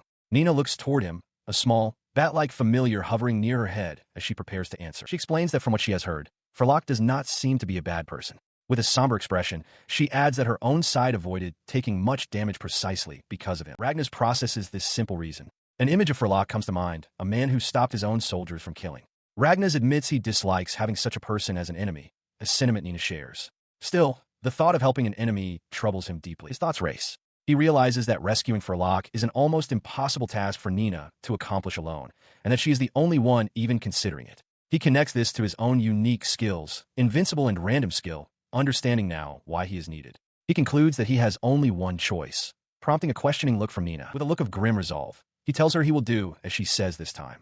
Nenah reacts with wide-eyed surprise. He immediately begins to strategize, stating they must meet with Furlock tonight. As he speaks, he overhears nearby soldiers celebrating. They mention that the invasion of Yogen is scheduled for noon the next day and that a party will be held to boost morale, resulting in light security around the rooms. He relays the plan to Nenah. They will intrude on Furlock's room when everyone has fallen asleep. She agrees. His attention then shifts to the small boar piglet, Urash. With a slight smirk, he suggests they have a talk while his listening skill is still active, calling it a good opportunity to deepen their friendship. The piglet looks up, confused. Having found a secluded spot in the woods, he sits on a large tree root. He tells the small creature that this place will suffice and asks what it wanted to discuss. He looks at the piglet intently, getting to the heart of the matter. He asks why it decided to follow Nenah, demanding to know what it truly means. He listened as the piglet, Urash, explained its motive was to avenge its parents. Ragnas pointed out the flaw in this logic, questioning why it would work with them when they were the ones who killed its parents, making them enemies. A slight smile touched his lips as he surmised the piglet was simply waiting for a chance to take revenge on him. Urash immediately refuted this, shouting that his assumption was wrong. The piglet conceded that it detested them for killing its parents, but it revealed the crucial detail. Its mother and father only attacked the village because they were being manipulated by an outside force. He prompted the creature to elaborate, asking what it meant by that. Urash explained the boar's typical behavior. Even if provoked by the villagers, they would only attack once or twice in anger. The persistent, relentless assault was unnatural for them. The piglet recounted how, one day, its parents began their attack as if possessed. It had tried desperately to stop them, but they wouldn't listen. Eventually, it came to hope that a strong human would arrive to end their rampage. That person, it acknowledged, was Ragnas. This confirmed his suspicion. He concluded that the boars had indeed been manipulated, though he acknowledged he couldn't be entirely certain without seeing it from their perspective. The piglet's head lowered. It admitted that if the manipulation was true, the situation was deeply concerning. It had prepared itself for its parents' deaths, having imagined it countless times while wishing it had the power to change things. He now understood the piglet's motivation. He confirmed its intention, to work together with them to exact revenge on the true manipulator. With one question answered, he posed another. Why did it accept Nenah as its master? Urash admitted it didn't fully understand why itself, but recalled the feeling of warmth and safety when Nenah had hugged it. In that moment, it felt it could truly trust her. The boar piglet, Urash, closes its eyes and nods, confirming that this is indeed why it forgave them. He smiles, satisfied with the answer. He notes that Nenah wouldn't treat Urash badly, so it was a good decision. Thanking the piglet for its story, he turns to leave, suggesting they return to Nenah and prepare. Urash calls out for him to wait. As he turns back, the piglet begins to speak again, but its words devolve into simple oinks. Ryuan realizes his skill has reset and time is up. He apologizes, unable to hear what Urash is saying, but reassures it that he roughly understands. The piglet looks frustrated. The piglet's frustration erupts into action, and it suddenly bites down hard on Ryuan's arm. He cries out in pain and surprise, demanding to know why it's suddenly so angry. He returns to Nenah, holding the angry piglet, which is still clamped onto his arm. Nenah looks on, confused, asking if they weren't just deepening their friendship. Ryuan, looking annoyed, dismisses her observation, claiming she's just imagining things. She turns her attention to their mission, asking if he is done preparing. Ryuan, sweating slightly, tells her not to worry about them and confirms that the date has changed, making it the perfect time to carry out their plan. She smiles confidently, pulling up her hood. She confirms that she is, of course, ready to move whenever he is. With their preparations complete, he grins, officially announcing the beginning of the Furlock support operation. They arrive at their destination, a town called Wishside, and observe it from a balcony. Ryuan notes that the security at the main entrance seems quite loose. Nenah agrees, confirming his assessment, and asks how they should infiltrate. Their gazes fall upon a lone guard patrolling below. Ryuan states that they need to knock him out in a single strike, while Nenah adds that they must not kill him. Nenah considers who should handle the lone guard and turns to the small boar beside her. She quietly asks Urash if it can do it. Before Urash can respond, it launches itself through the air toward the target. Ryuan watches with a confident smile, telling Nenah that if the little boar fails, he'll take care of it right away. The small creature slams headfirst into the unsuspecting guard's helmet with a loud clang. The impact sends the guard to the ground. Ryuan and Nenah hurry over, with Nenah calling out Urash's name in concern. Ryuan, however, praises the boar for a good job, noting it might have hurt a little. He looks down at the unconscious soldier, speculating that the boar must have held back its full strength. Nenah expresses her disbelief at the idea. He then points ahead, explaining that based on what he overheard from the soldiers using his listening skill, Furlock should be just up ahead. Nenah agrees, and they prepare to move on. Their path leads them to a large, gated mansion. Ryuan confirms that this is where he heard Furlock is staying. As they observe the quiet exterior, Nenah remarks on the surprising lack of guards. Ryuan agrees, noting that everyone should be busy at the party, making their stealthy approach feel somewhat unnecessary. He approaches the large double doors and considers the possibility of a magic lock. He asks Nenah to use her magic search skill to check. She acknowledges the request. Nenah performs the magic search, a complex, glowing pattern appearing before her. She reports that it doesn't seem to be a magic lock, to Ryuan's relief. She voices her suspicion that the unlocked door and lack of guards might be a trap. Ryuan considers this, musing that the security is surprisingly shabby. He reasons that any powerful security spells or golem guards would have already been triggered, leaving him to wonder if their target is simply overconfident or foolish. He dismisses the idea of a trap for the moment, a confident smile on his face. He theorizes that Furlock chose to invade Yajin because he couldn't find Nenah, and likely assumes they wouldn't dare to confront him directly at his own base. Agreeing with his assessment, Nenah steps forward. With a simple command, unlock, the door's mechanism gives way with a soft click. Ryuan confirms they should proceed inside. They step through the doorway into a vast, empty foyer. The sound of their entry echoes through the silent hall, dominated by a grand, sweeping staircase. As they scan the deserted space, Nenah confirms that there are no guards inside, either. The utter lack of security prompts Ryuan to question aloud if Furlock is truly a captain. Staring up the silent staircase, Nenah remarks that it seems Furlock isn't being taken seriously. Ryuan concedes that, whatever the reason, this strange situation certainly works in their favor. As they begin to ascend the stairs, he informs her that Furlock's room is the farthest one on the second floor. Nenah agrees, but adds that while she doesn't believe it's a trap, they cannot be completely sure. The oppressive silence continues as they climb. Nenah wonders if there is anyone else in the mansion at all. Ryuan quietly reflects that Furlock never seemed very popular, which might explain the emptiness. Reaching the second floor landing, they approach a set of large double doors. He hadn't anticipated the isolation to be quite this absolute. Standing before the doors, a bead of sweat forms on Nenah's temple. She turns to Ryuan, seeking final confirmation. This is the room, isn't it? She kneels before the door, her hand glowing faintly as she performs a magic search. Finding no magical wards, she concludes that her unlock spell should work. Ryuan, standing just behind her, gives a simple okay in agreement. He steps past her and pushes the large double doors open, revealing a dimly lit bedroom within. Peering inside, they find their target, Furlock, sleeping soundly and defenseless. Ryuan is taken aback by the sight of the man's red hair. His observation startles Nenah, who immediately realizes this means Furlock must carry the royal blood of Lisbeth. Ryuan confirms her thought, recalling how he was taught as a child that all who carry the royal blood of Lisbeth have red hair. He muses that this makes sense, considering Furlock's high rank as captain of the Seven Stars.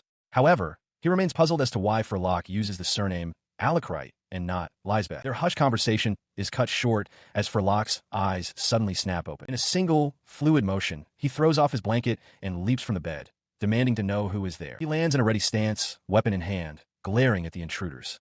"You bastards," he snarls, demanding their identities as Ragnas curses their misfortune. Furlock Ailsight confronts Ragnas and a red-hooded companion, demanding their identities. The companion recognizes Ragnas, who holds a glowing, cage-like orb. Resigned, Ragnas concludes that it can't be helped and activate a power he calls invincible. Stunned by the sudden flash of power, Furlock asks what just happened. Before he can fully react, Ragnas moves in swiftly, apologizing and telling him to sleep for a while. He drives his fist into Furlock's stomach with concussive force, knocking the wind out of him. As he catches the collapsing Furlock, the dazed man manages to ask what Ragnas is after. Ragnas simply replies that he will tell him later. He then turns to his hooded companion, instructing her to go back and move quietly. She acknowledges his order. As they move through a stone courtyard, she remarks that their plan to capture the captain during the banquet went surprisingly well. Ragnas, however, feels a sense of unease, thinking that things are proceeding far too smoothly. His premonition proves true as a thin projectile suddenly embeds itself in his side. His companion cries out a warning for him to watch out. He stumbles to his knees, gasping in pain from the unexpected attack. His companion rushes to his side, calling his name in alarm. Clutching his wound, Ragnas realizes with a grimace that the projectile missed its intended mark. He wasn't the target. Nearby, a group of armored soldiers appears, their leader noting with annoyance that the shot didn't hit. Looking up at the surrounding soldiers, Ragnas curses his luck. The protective power of his invincible ability has just expired, leaving him and his companion vulnerable. He looked up at the officer leading the ambush, a flicker of recognition in his eyes. "Aren't you Cliff?" The bald man smiled, pleased. He confirmed Ragnas's memory was correct, but requested he not use the name Cliff, as it was merely an alias for his work outside. The officer continued, explaining that he was the very informant who had sold information about Ragnas's location in the acute forest, which was why he had sought him out. Beside Ragnas, the hooded knight asked if he knew the man. Ragnas admitted that he didn't, not really. His attention then shifted back to his companion. He questioned her, recalling that her earlier words made it seem as though she had been aiming for Furlock all along. She simply asked what of it. Seeing no other way, he turned back to the officer and attempted to bargain, asking if they would be allowed to leave if they handed Furlock over. The officer simply laughed, dismissing the offer as absurd. Realizing that negotiation was futile, Ragnas drew his sword. He instructed Nenah to prepare her healing magic. She agreed, adding that she would wake Furlock up, much to her own surprise. Without hesitation, he plunged the blade deep into the chest of the unconscious Furlock. As Furlock screamed in agony, jolted awake by the searing pain, Ragnas held him close. He apologized under his breath while shouting for Nenah to use her healing magic immediately.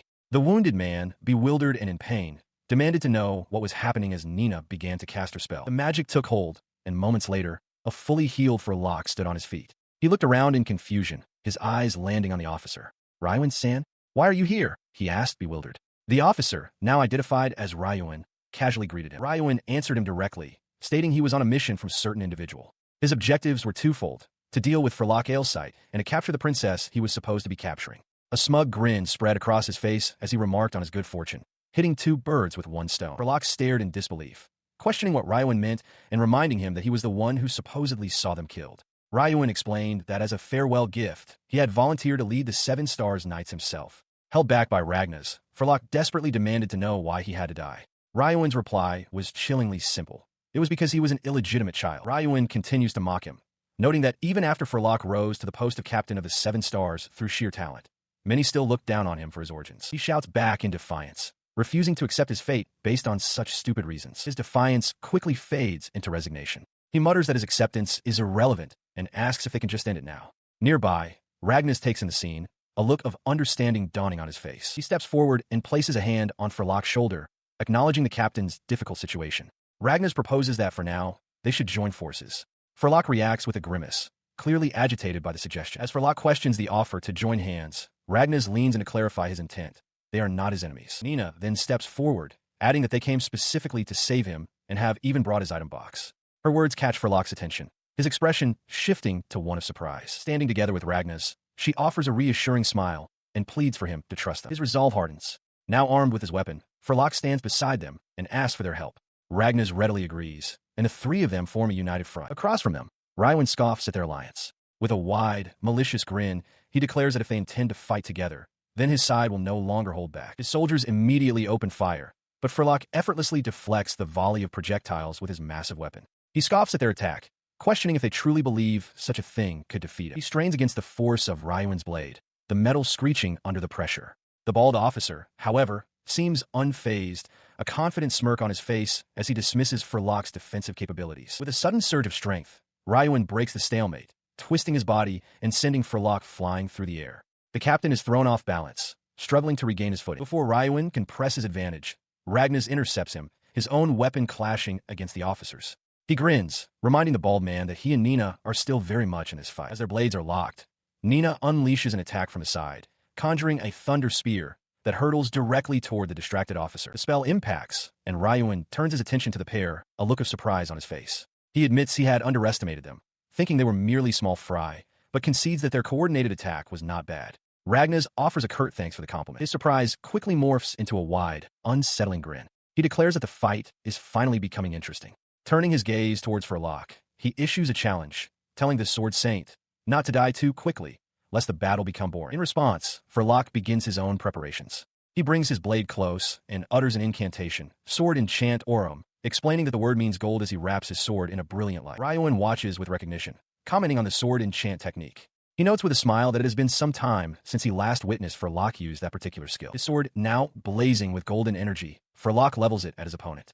He acknowledges that Ryuan's own abilities are troublesome, and because of that, he declares he will now fight with his full strength. He lunges forward, his enchanted blade meeting Ryuan's in a cataclysmic explosion of force that shatters the ground beneath them. The explosive energy of their clash dissipates, leaving Ryuan with a confident, cruel smirk. He muses that his opponent is a naive man, one who dislikes killing. With a subtle gesture, he manipulates unseen threads, taking control of one of the nearby soldiers. He questions aloud if such a man could truly kill his own comrades. The controlled soldier lurches forward, his body no longer his own. The puppet soldier swings his sword wildly at Furlock, who can only watch in disbelief as the blade slices into him. The soldier cries out in agony, a victim of Ryuan's manipulation. With the soldier's purpose served, Ryuan callously cuts the strings, remarking that he has no more use for the now dead man. Furlock grits his teeth, sweat beading on his brow as he processes the brutal act. He glares at Ryuan, who simply smirks back, complimenting the look of rage on his face. Furlock clutches his wounded side, his breath catching in his throat. Before Ryuan can press his advantage, a voice cuts through the tension. Nenah, seeing her comrades in peril, unleashes a thunder spear spell directly at the bald officer. As the lightning crackles, Ragnas seizes the opening. He lunges forward, shouting a challenge as he swings his own blade at Ryuan. But Ryuan reacts with contemptuous ease. He pivots, delivering a powerful kick that sends Ragnas flying backward into a nearby wall. The officer calmly notes that the boy's attack was a little dangerous. Despite the force of the blow, Ragnas pushes himself to his feet, admitting that the kick hurt. Furlock looks on in surprise, wondering how the boy could stand after such an impact. Ryuan, however, merely smiles, casually remarking, "Well, that's one down." She rushes to his side, asking if he is all right. Ragnas, wiping a trickle of blood from his mouth, reassures her that he is fine, cryptically mentioning that a combination of quick growth and super healing saved him, though he refuses to elaborate further. He stood, fully healed, but Furlock's attention was drawn elsewhere. The Sword Saint pointed out the strange, unnatural movements of Ryuan's troops. Ryuan calmly confirmed their suspicions, stating that his men were not acting of their own free will, which left Ragnas questioning what he meant. He listened as Furlock explained the terrifying truth. Ryuan possessed a skill called marionette. It allowed him to directly interfere with a person's brain, turning anyone who lost their will to think into one of his puppets. The Sword Saint continued, adding two more crucial pieces to the puzzle. He reminded them that sacred beasts rarely become hostile without a significant reason, and that major guilds would never alter a quest's rank so casually. The implications left Ragnas bewildered. His mind raced, connecting the dots in a horrifying sequence. He recalled the information Cliff had provided, the suspiciously high A-rank quest that Nenah would have never accepted otherwise, and the relentless attack on the village by Urian's parents. The truth struck him. He had been manipulated the entire time. The realization ignited a firestorm of rage. He spun around, his voice raw with fury as he pointed and roared, identifying his manipulator. Furlock, startled by the outburst, urged him to stay calm, but Ragnas was beyond reason, vowing that he would not forgive them. His vow turned into action as he charged forward, tears of anger and grief streaming down his face. Ryuan remained unfazed, his expression a mask of calm superiority. He offered a piece of tactical advice, stating that to lose oneself to emotion in a fight is the greatest taboo. The officer's words proved true. Ragnas lay defeated on the ground. Looking down at him, Ryuan acknowledged his resilience, but made it clear that it was meaningless. If he lost consciousness, the outcome would be the same. Ragnas groans, his eyes fluttering open. He He finds himself lying on a bed of straw, a dull ache pulsing through him. He sits up, disoriented, to find the royal knight and Furlock watching over him. The knight expresses her immense relief that he is finally awake, while Ragnas dazedly asks where they are. His gaze drifts to a small herd of horses nearby in the sheltered clearing. He wonders aloud if it was a horse that saved them, before his thoughts turn back to their pursuer, asking what happened to Ryuan. Furlock explains the sequence of events. He recounts that immediately after Ragnas lost consciousness, a large white horse appeared with 2 others and swiftly knocked Ryuan unconscious. This created the opening they desperately needed to escape, as Furlock knew they stood no chance of winning against the soldiers with just the 2 of them. He continues, admitting with a slight laugh that there is a vast difference in experience between himself and Ryuan. While a 3-on-1 fight might have been winnable, he decided it was too difficult after Ragnas was incapacitated. Ragnas listens, a bit embarrassed, thinking to himself that even a captain of the 7 stars can be weak-minded in certain situations. He apologizes for holding Furlock back, but Furlock quickly dismisses it. He states that isn't the case at all. Rather, he is simply surprised by the turn of events. He turns to the magnificent white horse, stroking its neck gently. Furlock reveals that this is a wild horse he inherited from Lord Dwight, an untamable creature that chose to rescue Ragnas and flee of its own volition. Ragnas is stunned by the information. He had assumed the horse was just a troublemaker, never imagining it capable of such an act. He asks for confirmation that Furlock truly inherited it from Dwight, and Furlock affirms that he did. He elaborates further, revealing the horse's name is Polganov Dwight. It has achieved many great feats in past battles and was given to him personally by Lord Dwight as a gift to commemorate his appointment as the captain of the 7 stars. Ragnas looks at the horse with newfound respect. He remarks that it all makes sense now, though he sheepishly admits that he himself couldn't ride the creature.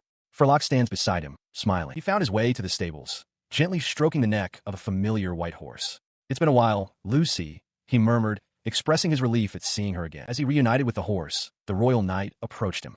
She inquired if he knew the animal, then quickly moved on to a more pressing matter, his plans for the future. Now outside with Furlock, the knight suggested they head for the acute forest. Furlock immediately dismissed the idea, reminding them that Ryuan knew they had been there, making it too dangerous to go back. Ragnas then proposed an alternative, the city of Yajin, a place where Ryuan might not be able to pursue them. The royal knight turned to Furlock, pointing out the complication that he was an enemy of Aswaler. He calmly suggested that Furlock could simply inform the guildmaster that he wasn't currently hostile.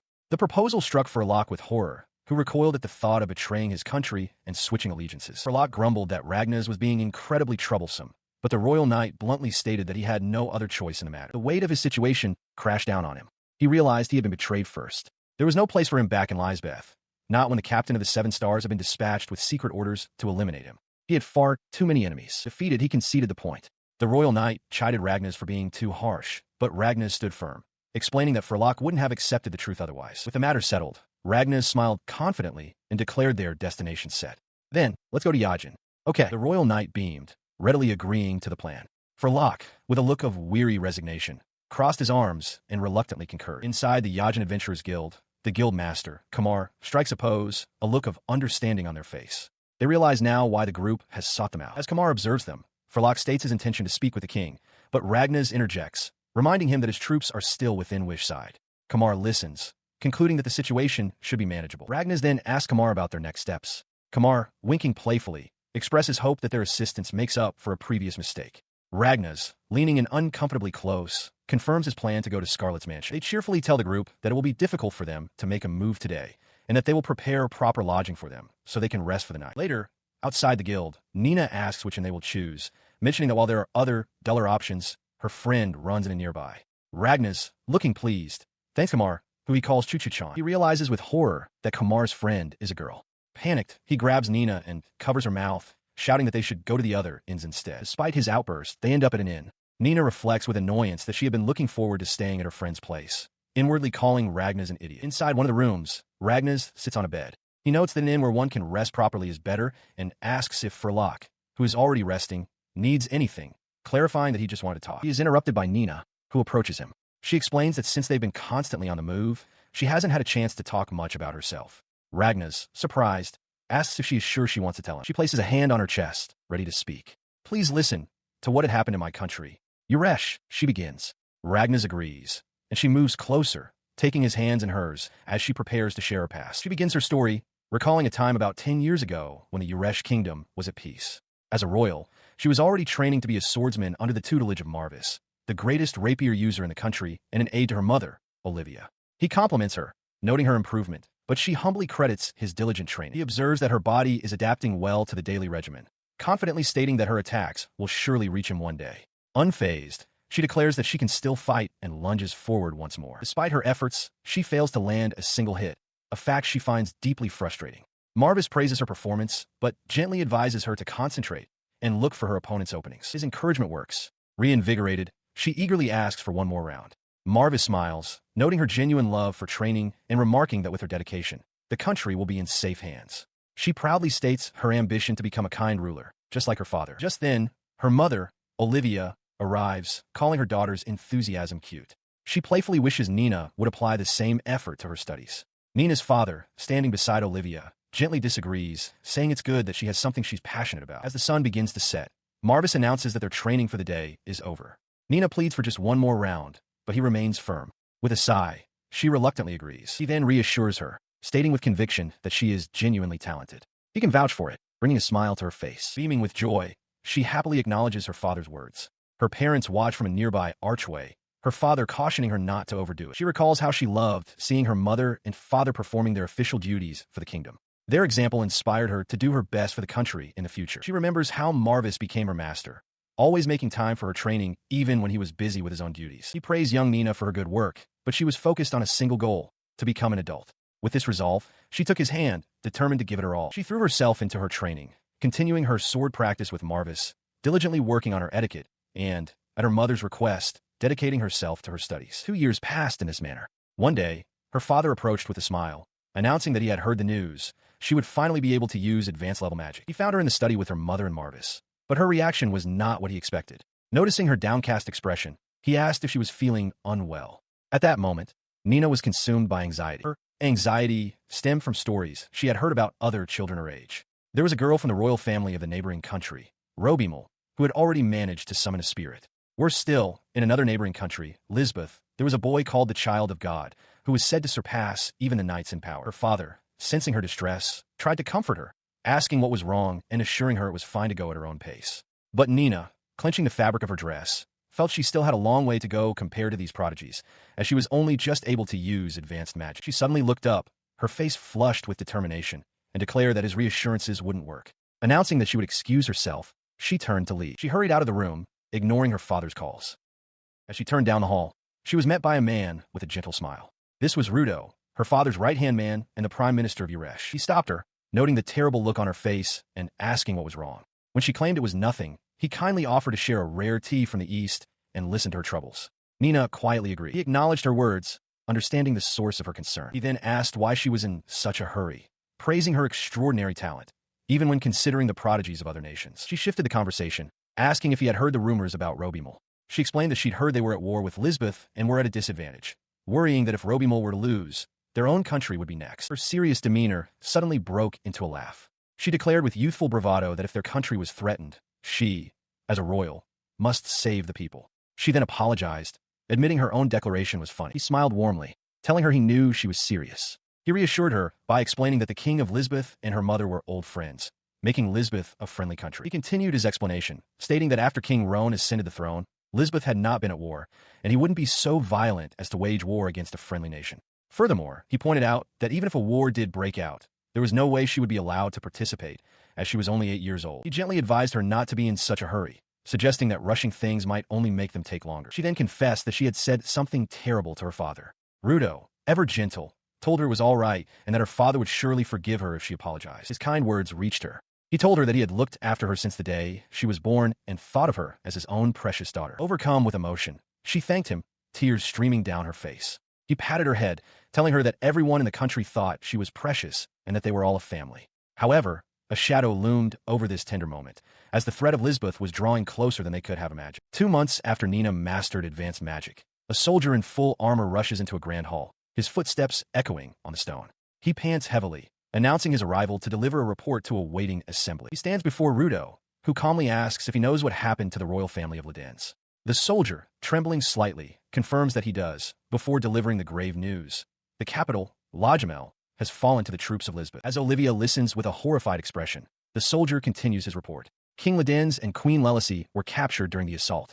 Their young princess, however, seems to have gone missing amidst the chaos of the battle. Rudo thanks the soldier for his hard work, dismissing him with a simple, "That's enough."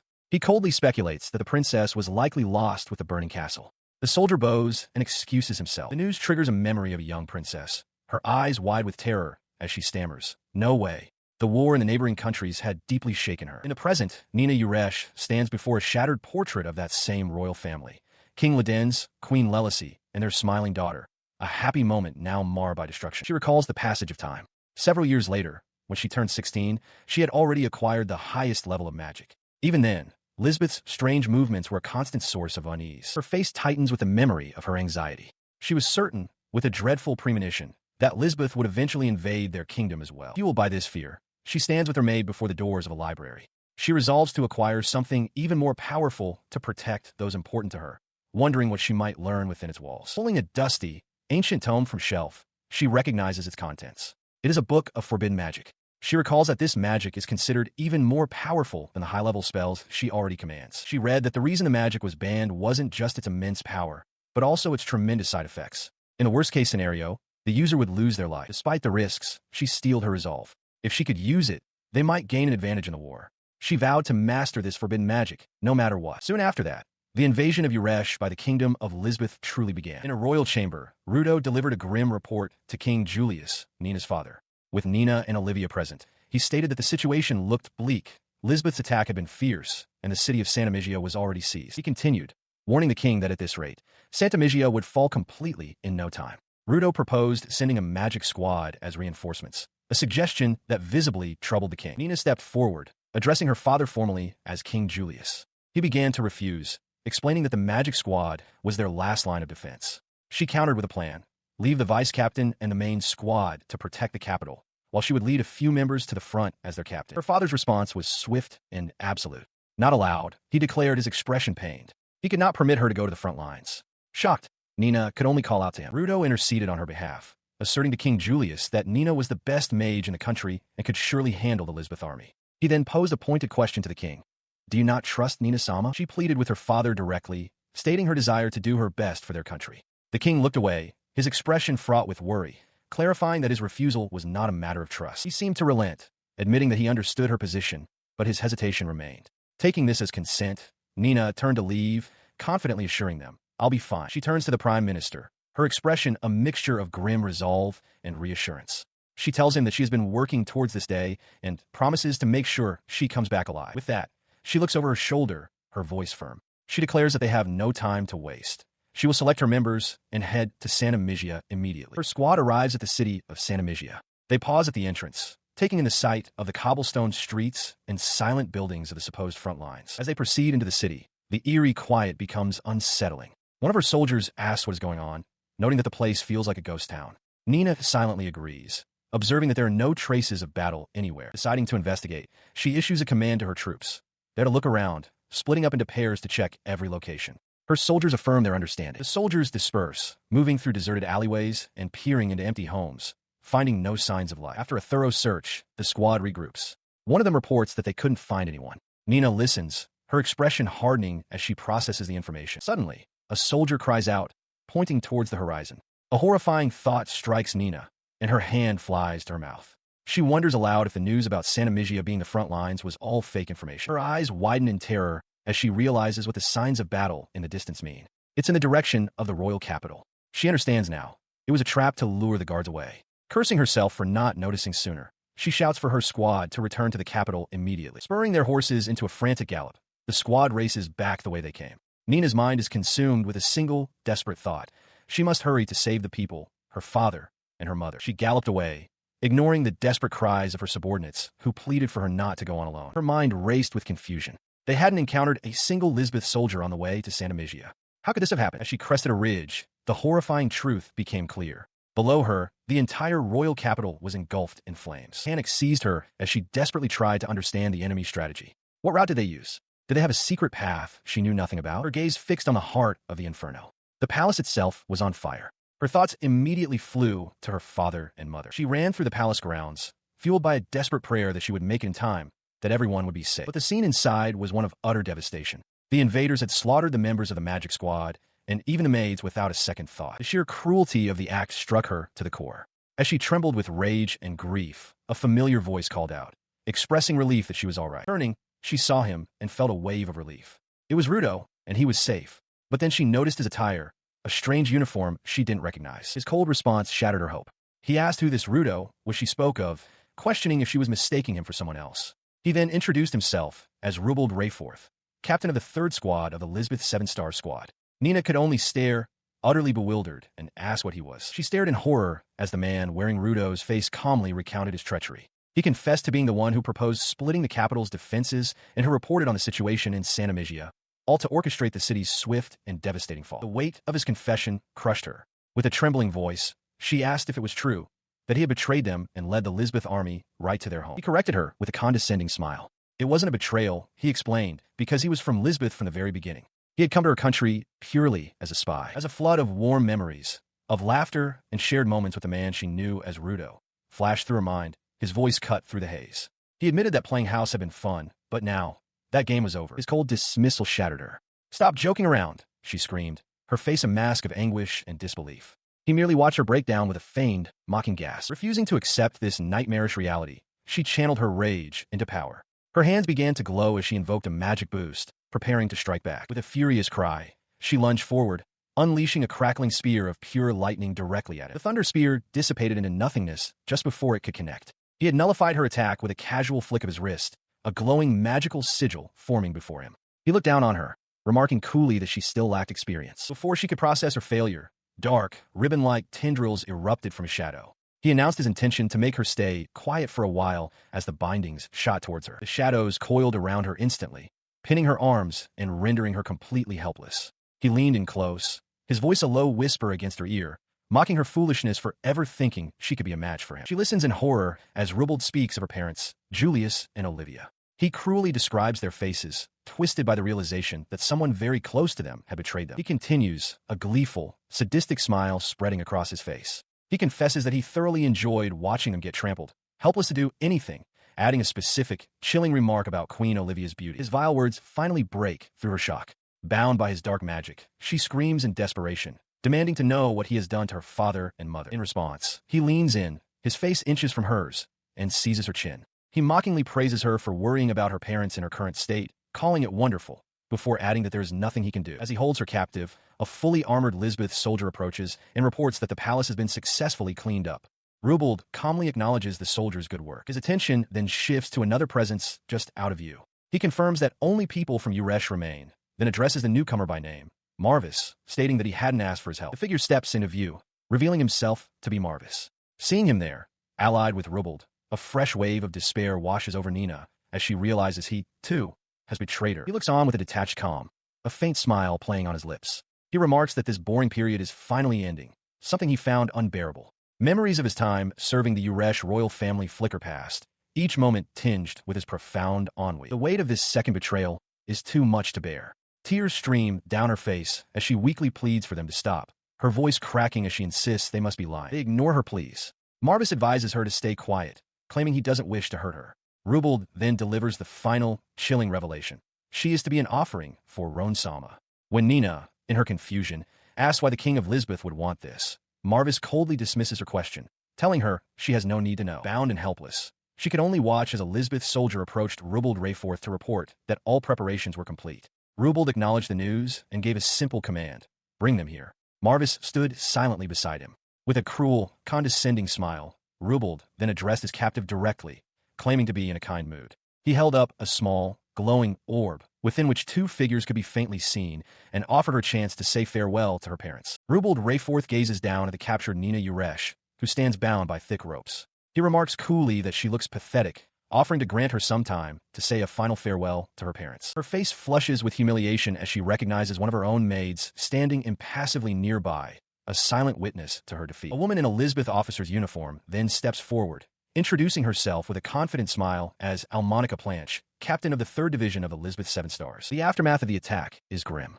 Nenah lies beside her father, King Julius, who is gravely wounded. He manages to utter that Ruinous was the one who brought their enemies. Nearby, a Lisbeth soldier expresses surprise that the country was so thoroughly infiltrated by spies, even among the maids, realizing this was far more than a simple sneak attack. A desperate memory surges through her mind, a vision of herself struggling against the restraints, crying out for her father and mother to stay alive. Brought back to the brutal present, she leans over her father, her voice choked with emotion as she apologizes for this outcome. He weakly calls out her name in response. He asks for her forgiveness, lamenting that they have forced her to walk such a thorny path. Through her tears, Nenah cries out for him not to say that, insisting that none of this is his fault. With his fading strength, the king tells her he will pass on a crystal to her.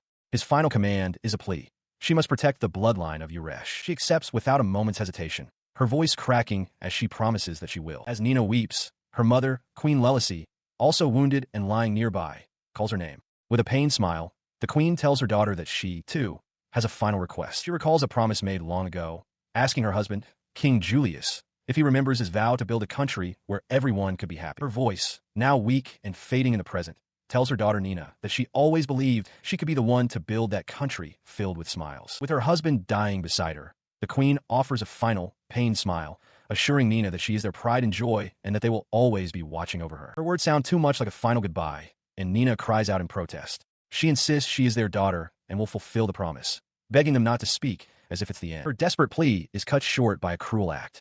Ruined Rayforth grinds his boot onto King Julius's head, callously remarking on the cruelty of giving false hope to someone who is barely alive. Enraged, Nenah thrashes against her restraints, screaming for him to stop and not to touch them. Ruined merely clicks his tongue, annoyed by the noise. Before she can continue, Almonica Planche steps forward and strikes her hard across the face, demanding that Nenah's Sama shut up. The officer casually remarks that she might have used too much strength. Nenah gasps for breath, stunned by the blow, as Almonica turns to the soldiers and gives an order. At her command, Ruined announces the sentence. The foolish King Julius of Urash and his queen, Olivia, will be executed. As Nenah and Olivia scream in protest, King Julius apologizes for being a foolish father and tells Nenah he loves her dearly, just before a sword falls, ending his life. A silent, guttural sound escapes Nenah's lips as she stares in horror at the lifeless bodies of her parents, their blood staining the ground before her. She is forced to watch as her mother, Queen Lelicy, gazes at the king's body and declares her pride in having been his wife. An officer then coldly informs the queen that she is next. Before her end, the queen turns to her daughter, a tearful smile on her face.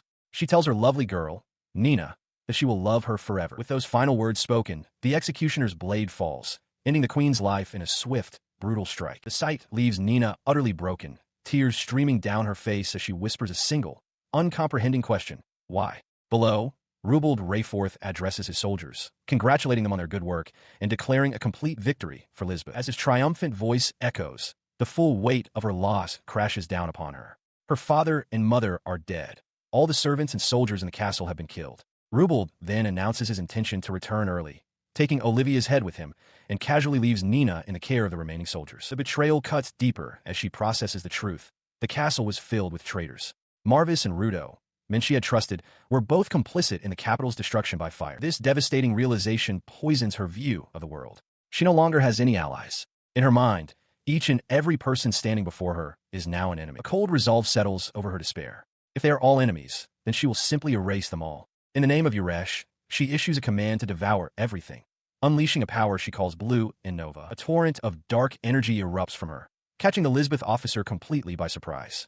Ruined turns, his expression shifting to alarm as he questions the sudden, ominous manifestation. Before anyone can react, the shadowy power lashes out. The soldiers are consumed, crying out in agony as their bodies begin to melt. Their pleas for help are swallowed by the swirling vortex of destruction with Nenah at its center. She stands within the swirling vortex of dark energy, the power of the forbidden magic radiating from her. Ruined stares, his face contorted in shock as he recognizes the terrifying nature of the spell she has unleashed. His fear is justified, for this is the forbidden magic, Blue in Nova. It is a flame that devours every living thing, a dangerous power that, once activated, will not cease until it has consumed everything around it. The Lisbeth soldiers are already being engulfed by the dark, churning tendrils. As his men meld away into nothingness, he can only stare in horror, his mind reeling with a single, frantic question.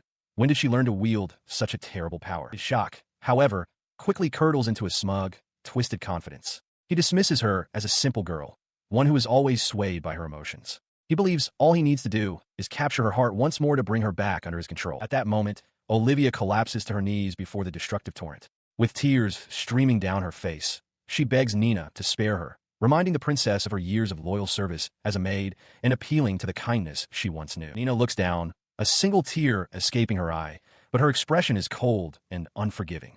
She asks what nonsense Olivia is spouting, questioning if it wasn't Olivia and the others who erased all such memories of kindness and loyalty with their betrayal. Before Olivia can respond, a tendril of dark energy lashes out, striking her. She cries out in agony. Her face remains a blank canvas, her eyes utterly devoid of emotion as she watches her former maid suffer. The wave of destruction continues to expand, finally reaching Ryuan. He is surrounded by the screams of his dissolving soldiers, his face a mask of pure terror as the reality of the forbidden magic's power crashes down upon him. His arrogance is completely gone, replaced by a desperate, primal fear. He stammers an apology, his hands raised in a pathetic plea to be saved. Amidst the swirling, all-consuming flames of her forbidden magic, Nenah stands with a chillingly calm expression. She states that it is unfortunate, but she is powerless to stop the spell. More than that, she admits she has no desire to stop it. The dark energy coalesces around her, spinning into a destructive vortex that obliterates everything in its path. She looks up at the sky, a flicker of surprise on her face as she observes the totality of the destruction. She murmurs that it's all over, finding the outcome unexpected. But that brief moment of clarity shatters. A manic energy seizes her, and she clutches her head, a wide, unsettling grin on her face as she declares that the destruction is not enough. The mania recedes as quickly as it came, replaced by dawning horror. Her eyes widen in panic as she questions why the spell continues, believing it should have ended. As she struggles against the spell's influence, an unseen presence speaks through her, declaring that it has found more targets. She cries out in protest, demanding to know what it means and pleading for it to wait. Her plea is ignored. The destructive magic, now beyond her control, descends upon a distant city. A desperate voice cries out for the spell to stop, insisting the people are innocent, but their words are lost in the sound of explosions and screams. The realization of what she has unleashed strikes her with its full weight. She can only stare in silent, abject terror. Sometime later, she sits numbly amidst the smoldering ruins. A dark, insidious voice whispers in her mind, a voice that is not her own, confessing that it enjoyed the carnage. She closes her eyes as the voice reveals the price for this power. It will take her most precious thing.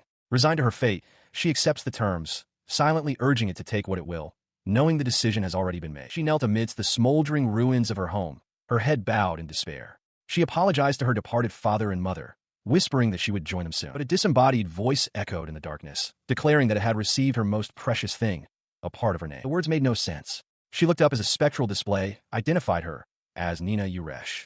The name felt foreign, prompting a flicker of confusion. This confusion triggered a memory from a time of peace. She saw her father, his face beaming with pride as he told her he had chosen her name. Her mother stood beside him, smiling, and explained that her true name held a deeper meaning in the ancient language, liberation. The memory shattered as the truth crashed down upon her. Nenah was merely a nickname. Her real name, it was something else entirely. Her face contorted in anguish, tears streaming down her cheeks. She cried out, wishing the spell had claimed her life rather than leaving her to suffer in such a cruel world. The weight of her loss was absolute. Her parents had given her a name full of love and meaning, and now she could not even remember it. That, along with everything else she held dear, was gone forever, never to return. In a quiet room, Ragnas and Nenah sit together on a bed, a moment of calm settling between them. They both wear faint, knowing smiles, sharing a silent understanding. Nenah begins to recount her past, explaining that she was driven to madness by momentary anger and sadness. In that state, she lost even the bodies of her parents. All she has left of them, she reveals, is a single skill crystal. Hearing this, Ragnas processes the shocking revelation. He realizes with disbelief that the end of Urash, the burning of the royal capital, was her doing. She continues, her expression softening into a gentle smile. After that terrible event, she ran desperately, searching for a purpose to survive. She thought it over and came to a firm conclusion.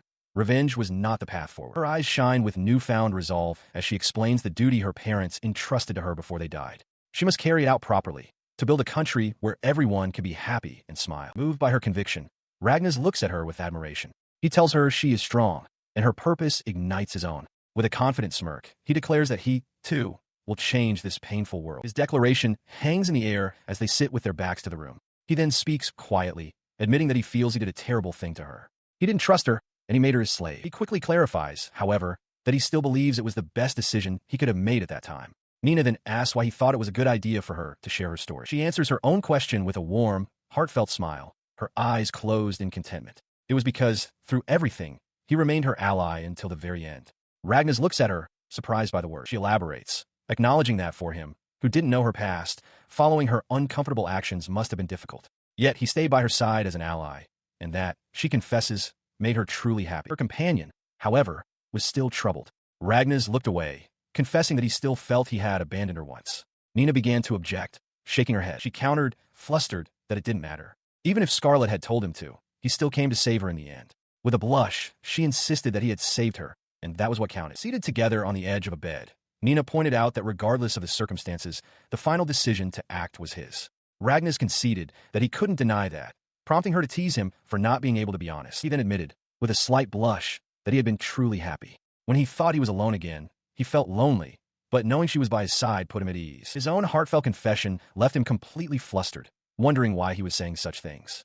In response, Nenah burst into joyful laughter, playfully calling him insensitive for not understanding her feelings. Her laughter faded as her expression grew serious. Reaching for the collar around his neck, she told Ryuan that he didn't need those chains anymore, leaving him momentarily stunned. She placed her hand against the collar, a soft light emanating from her touch. With authority, she declared, Nenah, Urash command you. Free him in my name. Ryuan could only stare in shock. He felt the collar vanish from his neck. Touching the bare skin, he looked at her, questioning her motives. He pointed out that since she had freed him, he could now go his own way if he chose. Her answer was simple and unwavering.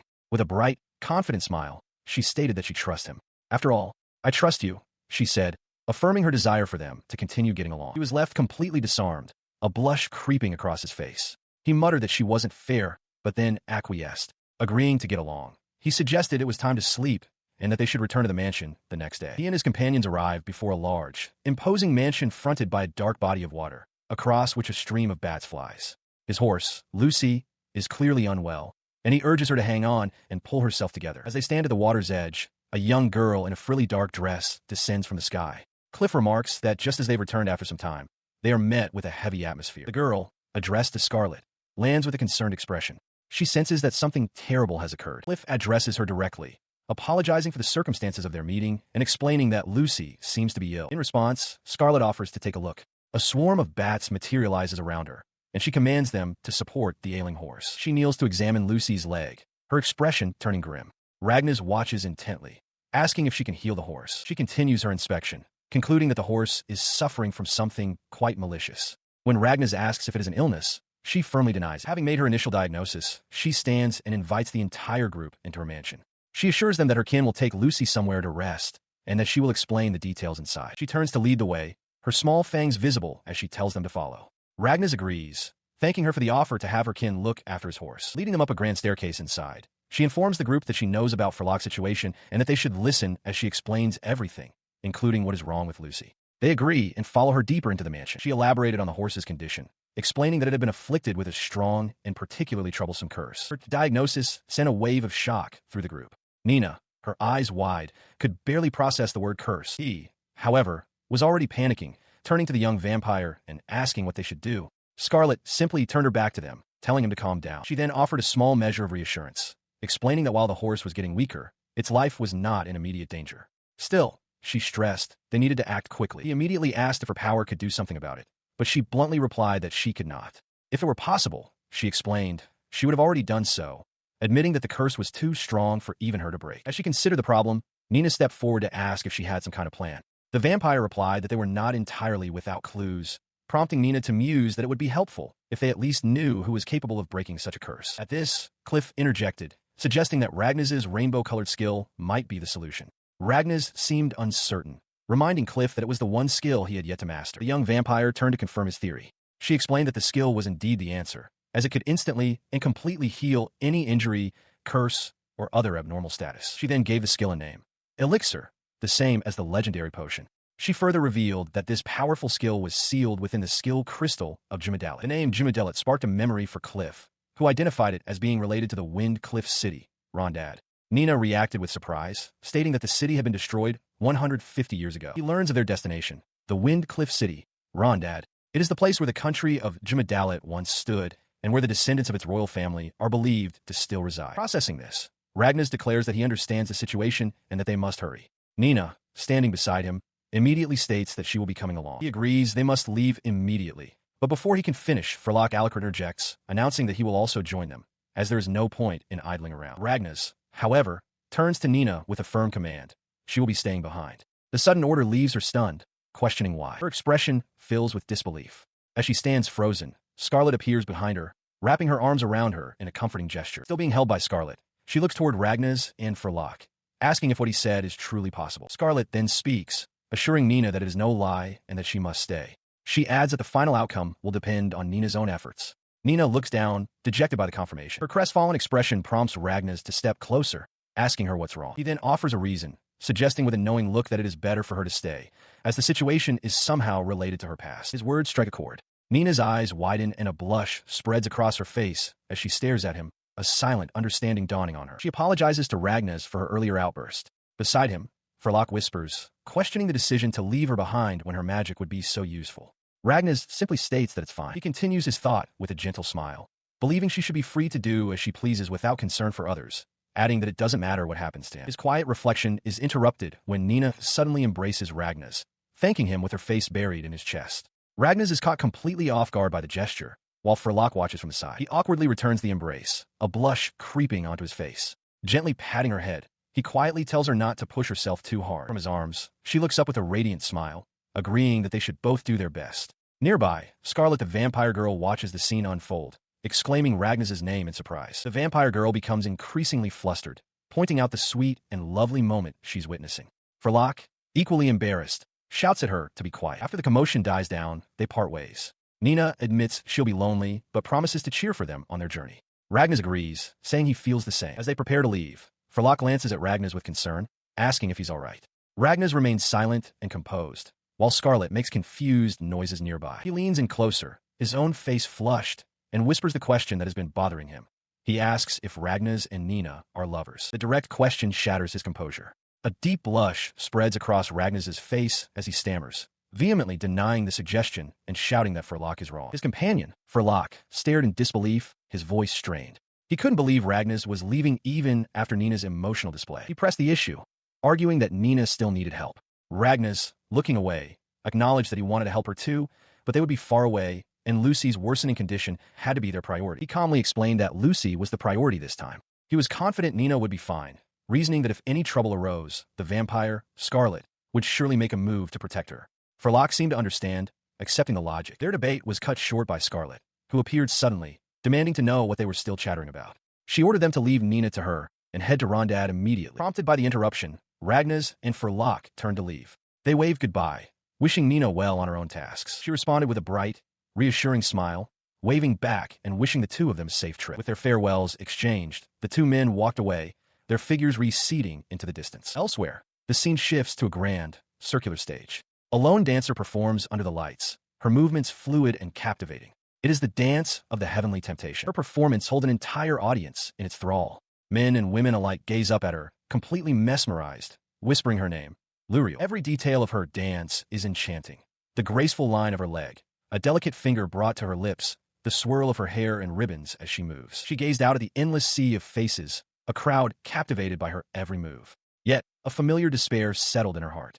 It had been pointless. Today, too, was a failure. Her expression tightened with anguish, sorrow welling in her eyes as a desperate question echoed in her mind. Why? When would she finally find it? Several days after parting with Nenah, Ragnas and Furlock near the town of Lundert. Their journey is interrupted by panicked cries. Nearby, a monstrous, wolf-like beast corners two small, cat-like people, who scream for help.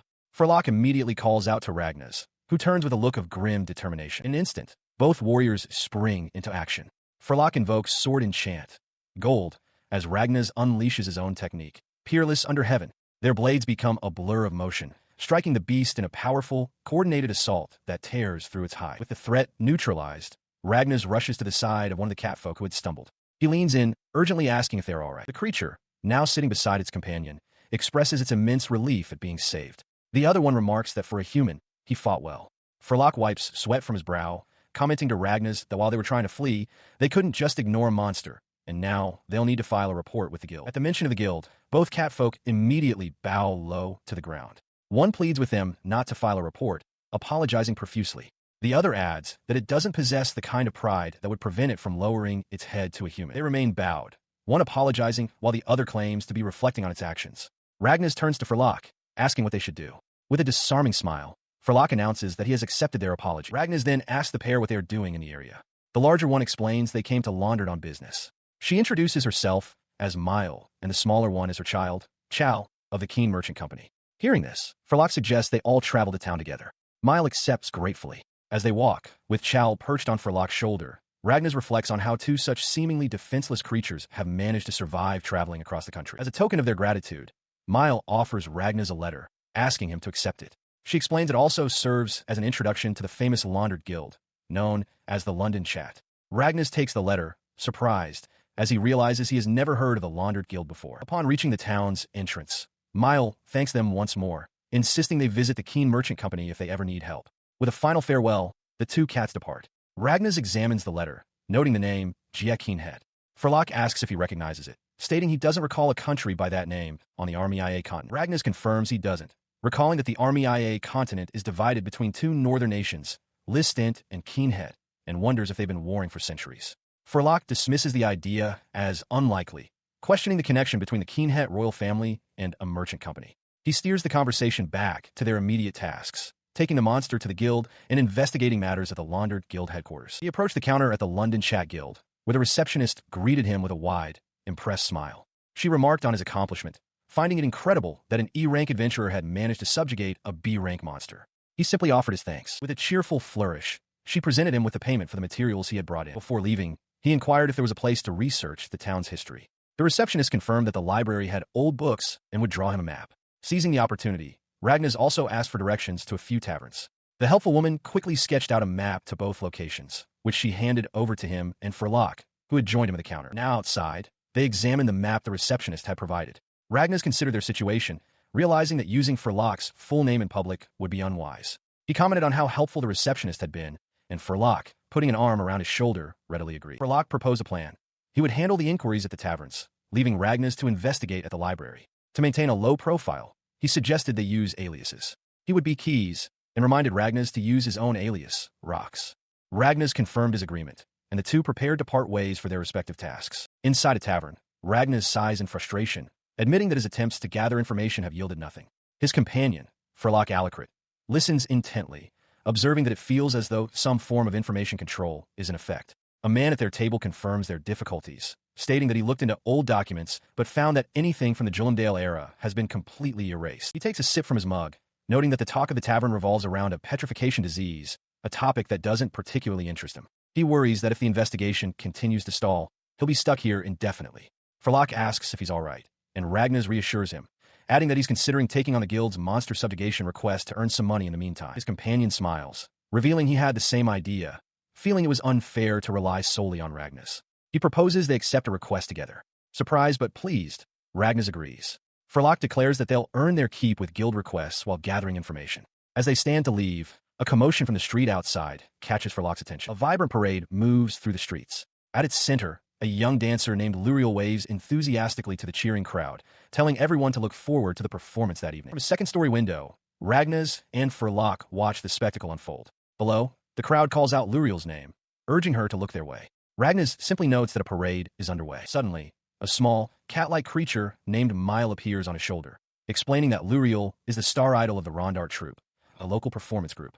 Mile calls her the heavenly dancer of Rondart, known by everyone in town. The mention of the troupe reminds Ryuan that he was given a ticket to their show. He briefly considers attending the performance, but is interrupted by an older, bald man who approaches him with a pleading look. Furlock, meanwhile, expresses his distaste for kabuki-style shows and tells Ryuan to go and enjoy it alone. The man explains that he was unable to get any tickets this time and nervously asks if Ryuan would be willing to sell his spare one. Having given the ticket away, Ryuan decides to head back to the inn to rest before nightfall, mentioning he has things to prepare for the next day. Furlock agrees, saying he'll also get some rest. As they walk, Furlock abruptly stops him, his demeanor shifting to one of intense seriousness. He points out that Luriel wears a skill crystal-like earring in her right ear. He confesses that he was suspicious of her, noting that something about her seems off. Ryuan is startled by his companion's sudden and grave observation. He listened as Furlock explained his theory. It was highly probable that the descendants of the royal family knew something. Furlock then handed over a ticket, stating that he couldn't accompany him and couldn't simply return it. He nodded in understanding as Furlock instructed him to watch the Rondart troops' performance carefully, but warned him not to do anything reckless. Following these instructions, Ryuan arrived at a massive, Colosseum-like amphitheater under the night sky. Surrounded by a bustling crowd, he wondered aloud if this was the correct venue for the performance. He moved with the flow of the audience, taking in the sheer number of people who had come to watch. The size of the crowd was clearly impressive. Suddenly, the air erupted with thunderous cheers. Cries of Luriel Chan echoed through the venue, and Ryuan flinched, momentarily overwhelmed by the passionate roar of the fans. On the brightly lit stage, Luriel appeared with a gentle smile. Her fellow dancer beside her looked on, her expression hinting at surprise as she glanced towards Luriel's arm, where a dark tattoo was visible. As Luriel began her enchanting dance, Ragnas found himself completely captivated. He admitted to himself that while it was his first time seeing such a thing, her performance was undeniably skillful and beautiful. He couldn't tear his eyes away, but a sense of unease began to creep in, his thoughts stopping short as he felt something was wrong. From the stage, Luriel's gaze swept over the audience, her smile seeming to hold a hidden meaning. Down below, Ragnas stood frozen amidst the crowd, his expression blank and his mind fixated on a single thought, Luriel-chan. A memory surfaces for Ragnas, one from the time he was exiled from his home, a banquet at the castle of the Rogmal royal family. Inside a waiting room, a maid instructs him to remain until the ceremony begins. Ragnas sighs, thinking how long the wait will be. He then notices his handkerchief is missing, wondering if the one he was given is new. His thoughts are interrupted when he glances out the window. He sees a young girl, whom he assumes is a maid, lose her footing on a ledge and fall with a cry. Spotting his handkerchief nearby, he doesn't hesitate, leaping from a window to the ledge below as the girl watches in stunned silence. This was their first meeting. He gently takes her hand, telling her not to be so reckless again. The memory remains a bittersweet one for him. The girl, still flustered, thanks him for his help. The memory shifts to the banquet hall, where Ragnas formally apologizes to King Lundert for the earlier disturbance. The king dismisses it kindly, asking only if Ragnas is unhurt. Nearby, Ragnas' father sternly tells him to stop being so restless. Another king, Julius of Urash, remarks that he and Lundert were friends who studied together, and that some things, like their friend Poganoff's age, never seem to change. As the adults converse, Julius approaches Ragnas, teasing him about his country manners. Other guests whisper amongst themselves, noting that while Ragnas is handsome, his work ethic seems unrefined. As Ragnas stands uncomfortably, the young girl from the garden approaches and quietly asks if he is all right. He turns to her, his expression brightening, and assures her that he is fine. After a moment's pause, he introduces himself with a smile as Ragnas is white and asks for her name. Blushing, she replies that her name is Urash and asks him to please take care of her. Her father, King Lundert, observes the interaction with a warm smile. He remarks how unusual it is to see his normally shy daughter introducing herself, much to Urash's embarrassment. He then suggests that Ragnas become friends with Urash, adding that he and Poganoff would be delighted. Ragnas turns to the princess and formally asks if she would accept him as a friend. With a joyful expression, Urash exclaims that of course she will. Their friendship began that day. Though his first impression of her was different from that of an ordinary girl, and the meeting wasn't exactly fateful, it didn't take long for them to grow close. It became a precious childhood memory from a foreign land. However, that gentle bond was destined to be torn apart by the war between his country and hers. The memory fades, replaced by a scene of conflict. A desperate Ragnas confronts his father, pleading with him to stop the invasion of Rogmal. He argues that their subterfuge is meaningless, reminding his father that King Lundert is their host, but his father walks away, ignoring his son's desperate cries. He desperately pleaded with his father to somehow stop the military invasion, but the man, his back still turned, was unmoved. He stated that he had already explained multiple times. This was a war ordered by the country of Lisbeth, and it was not a matter for a child to interfere in. Ragnas cried out that the other country was a friend to both him and his father. At this, his father turned, his expression cold. He informed the boy that Princess Urash was gone, and that King Lundert was as well. With the war soon to be concluded, he declared the conversation over and ordered Ragnas to his room. The devastating news shattered him. He screamed in anguish, questioning what it meant to be a child of God, if he couldn't even save a single friend. The memory faded as he gasped, snapping back to the present. An announcer's voice declared the performance finished for the day, inviting the audience to return again tomorrow. He found himself back in the crowded theater, realizing that simply blinking had been enough to reset his state of mind. A man beside him remarked that he seemed to have recalled an unpleasant memory. Ignoring him, Ragnas' gaze fell upon the dancer on stage, who met his eyes with a knowing smile. He found her suspicious, but decided to retreat for now, blending in with the crowd to return to the inn where Furlok awaited him. Inside an inn room, Furlok Alacrit sits across from Ragnas. He observes that while Ragnas was affected by status abnormality, the spectators returned unharmed. Furlok expresses his relief that Ragnas didn't need to use his last stand ability and was able to return safely. Ragnas looks down, admitting his disappointment that he couldn't get any clues and fell for the enemy's trick. Furlok reassures him, patting the air comfortingly, stating that Ragnas' safety is what matters most. He concedes that the situation is suspicious, but perhaps manageable if they aren't hostile. He reflects on the girl, sensing a definite malice from her, yet she made no overt move, leaving him puzzled. Furlok, misinterpreting his silence, becomes flustered before smiling. He reveals he already knows what happened today and tells Ragnas not to worry. He announces his plan to start investigating the guild tomorrow, calling Ragnas a smart kid. He stands, explaining that with Ragnas' safety confirmed, he will head to the library or the guild to do some digging. As Furlok tells him to continue his own work, Ragnas smirks to himself, realizing his friend's idea of digging likely involves a visit to the local tavern. Later, in a bustling tavern, a cheerful barmaid carrying mugs of ale greets Ragnas, offering to guide him to an open seat. Spotting him alone, She smiles and notes that it's unusual to see someone his age without company, inviting him to join her instead. Seated with him, she introduces herself as Urash, a fortune teller. She explains that while most of her clients are women, she's happy to offer him a reading. Ryuan, taken aback, confirms her name and introduces himself as Rox, an E-rank adventurer, pointing to the plate on his belt. Urash asks to see his right hand for the fortune-telling. Ryuan hesitates, wondering what she could possibly discern through his glove, assuming it's just a type of palm reading. As she takes his hand, a faint energy glows around hers, and she remarks that for someone with his power to be a mere E-rank is hard to believe. He flinches, startled by her words. "What did you just say?" he asks. Leaning closer, Urash repeats her observation with confidence. "You are truly strong, Rox." Her expression becomes serious, her gaze intense. She questions him directly, asking why he is content with such a low rank. She presses further, wanting to know if he is deliberately hiding his true power. Ryuan laughs nervously, dismissing her claim by saying she's overestimating him and that his rank is appropriate. Changing the subject, Urash mentions the petrification disease spreading through the city.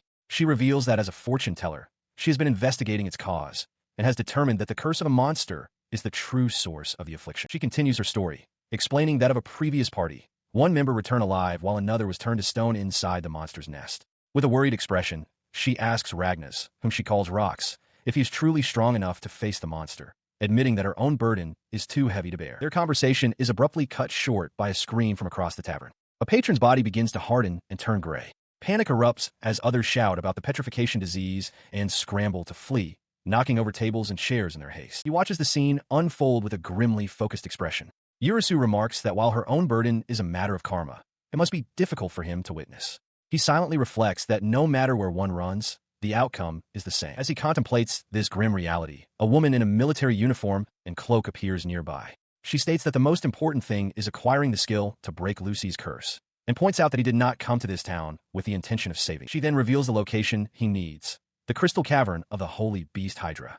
With that, she advises him to inform the guild if he changes his mind and turns to leave, her cloak sweeping behind her as Ryuan watches her depart. Walking through the city, Ryuan finds that the words of his master, Uri's, from the other day still echo in his mind. He activates his search skill, scanning the designated area as he proceeds down the stone street, a shadow of unease following him. He stops abruptly, sensing he is being followed. Turning, he finds a hooded figure in the now empty alleyway.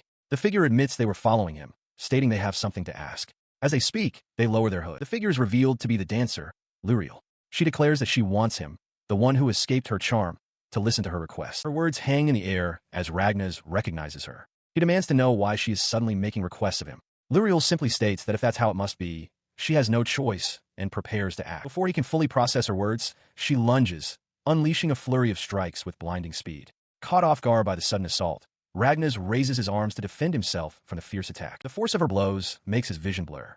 He realizes he must create distance quickly or risk being overwhelmed. But Luriel presses her advantage, announcing her technique, Tiger Dragon 48 Lotus, first style. Her attack intensifies into a relentless barrage.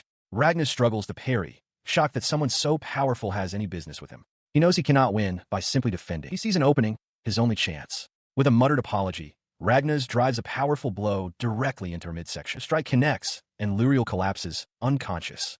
Ryuan catches her before she hits the ground, wondering what to do with this troublesome woman. Just then, Elixir appears, asking what Ryuan plans to do with the girl he's brought along. He steps closer, observing the unconscious dancer. He points out that the earring on her left ear is a skill crystal and suggests to Ryuan that they should test it. Ryuan considers his words, a thoughtful expression on his face. He dismisses the idea of testing the crystal on the unconscious dancer, noting that she's already been broken.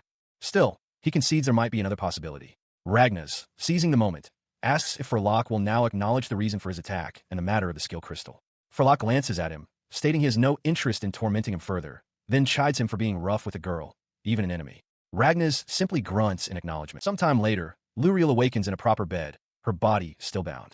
Confused, she murmurs, wondering where she is. A voice cuts through her disorientation as Ryuan, sitting beside her, asks if she is awake. Her eyes fly open in panic.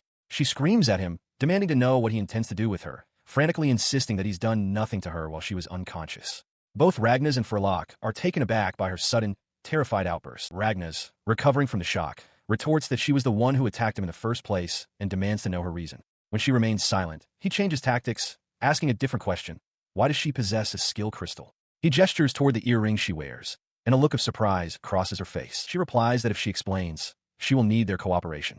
Ragnas glances at Furlock, who calmly agrees to the terms, stating that they can discuss cooperation after they've heard her story. He instructs Ragnas to untie her. Luriel offers her thanks, though Ragnas remains stone-faced. Now, unbound, the young woman formally introduces herself as Luriel Jumdarlet. She reveals that she is a remnant of the royal family that once ruled the very land they now stand upon. Furlock Alucard observes that the skill Crystal Luriel possesses is incomplete. She confirms this, explaining that her sister holds the other piece. They were both part of the same singing troupe until a petrification disease suddenly began to spread through their town.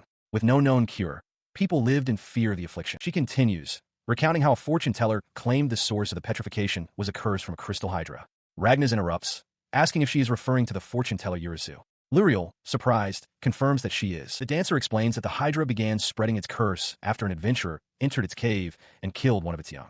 Furlock listens intently, the word petrification echoing in his mind as the pieces of the puzzle begin to connect. He murmurs about the enraged Hydra spreading its curse and how it relates to their current situation. The parallel strikes Ragnas as well. He recalls the events with Ryuan the boarlet and realizes Lisbeth might be involved in this incident too. He concludes that he must proceed with caution. Luriel continues her tale, explaining that the guild assigned her and her sister to handle the Hydra. They ventured into the crystal cave, finding it unervingly silent. She recalls her sister seeming to know something about the creature, but in a moment of carelessness, the Hydra struck, turning her to stone. Her memory of the event ends there. She only remembers waking up in the guild's infirmary, having been told that the fortune teller, Urash, had carried her to safety. Luriel recounts that the guild sent a rescue party for her sister, but the entire unit was wiped out. Subsequent requests to other adventurers all ended in failure.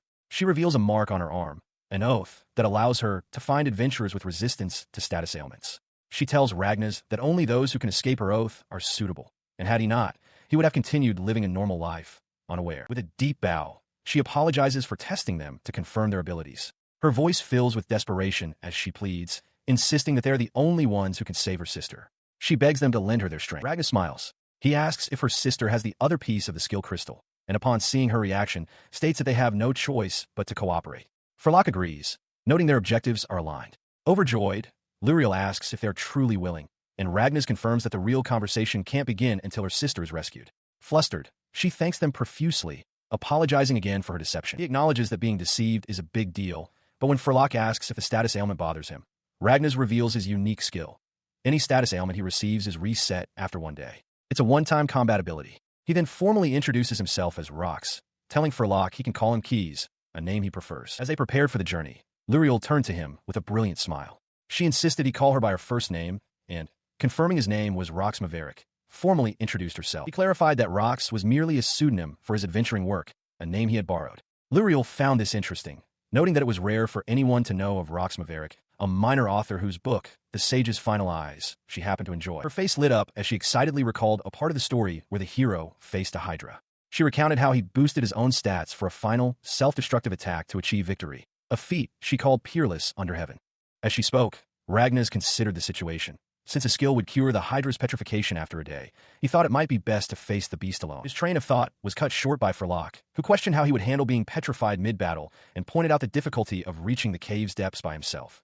Furlock then presented a ring of warding, telling Ragnas to hold on to it. At the same time, Luriel insisted that she would accompany them. Ragnas looked on in surprise as Furlock explained the ring's power. It couldn't prevent petrification, but would nullify all status ailments for 1 minute upon entering combat. Furlock reasoned this would be invaluable, as Ragnas's elixir skill would be useless if he were incapacitated, and his peerless under heaven ability would be ineffective if he couldn't survive multiple encounters. Flustered, Ragnas asked if he was joking, but Furlock simply smiled. He confirmed he was fully aware of the legendary potion and was making his decision with that knowledge. He declared that Ragnas was the one who had to reach the cave's end, and that he was placing his faith in him, adding that he had considered his choice carefully and had no wish to anger him. Luriel then interjected, explaining that while she needed their help, she could contribute a special, inherited dance to aid them. As Ragnas processed this, Furlock ruffled his hair, telling him he was overthinking. A smile finally broke across Ragnas's face as he relented. "All right, I get it," he announced. "The three of us will go."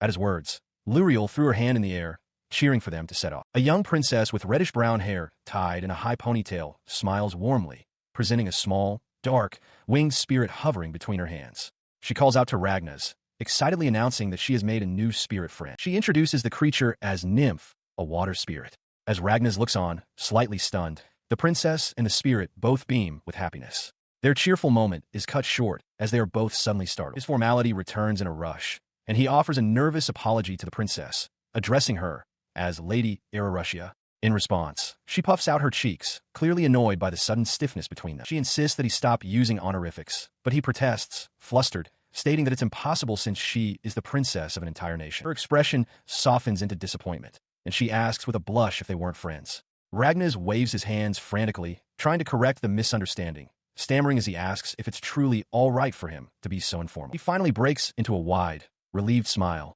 agreeing that they are indeed friends. Overjoyed, she tells him not to worry about such things and throws her arms around him in a tight hug, thanking him. As they embrace, she tells him she loves him dearly and promises that if he ever feels sad or is going through a hard time, she will always be there to hold him. The warm memory dissolves into a painful one. Ragnas recalls being 8 years old, weeping after failing to keep his promise to protect her. He remembers being cast out from his home, where a lone white horse approached him without fear. He named her Lucy, the same Lucy who is now suffering under a curse. Returned to the present, Ragnas's expression hardens with resolve. He must save Lucy, no matter what it takes. Luriel notices his grim look and asks if he's all right, pointing out that he seems pale.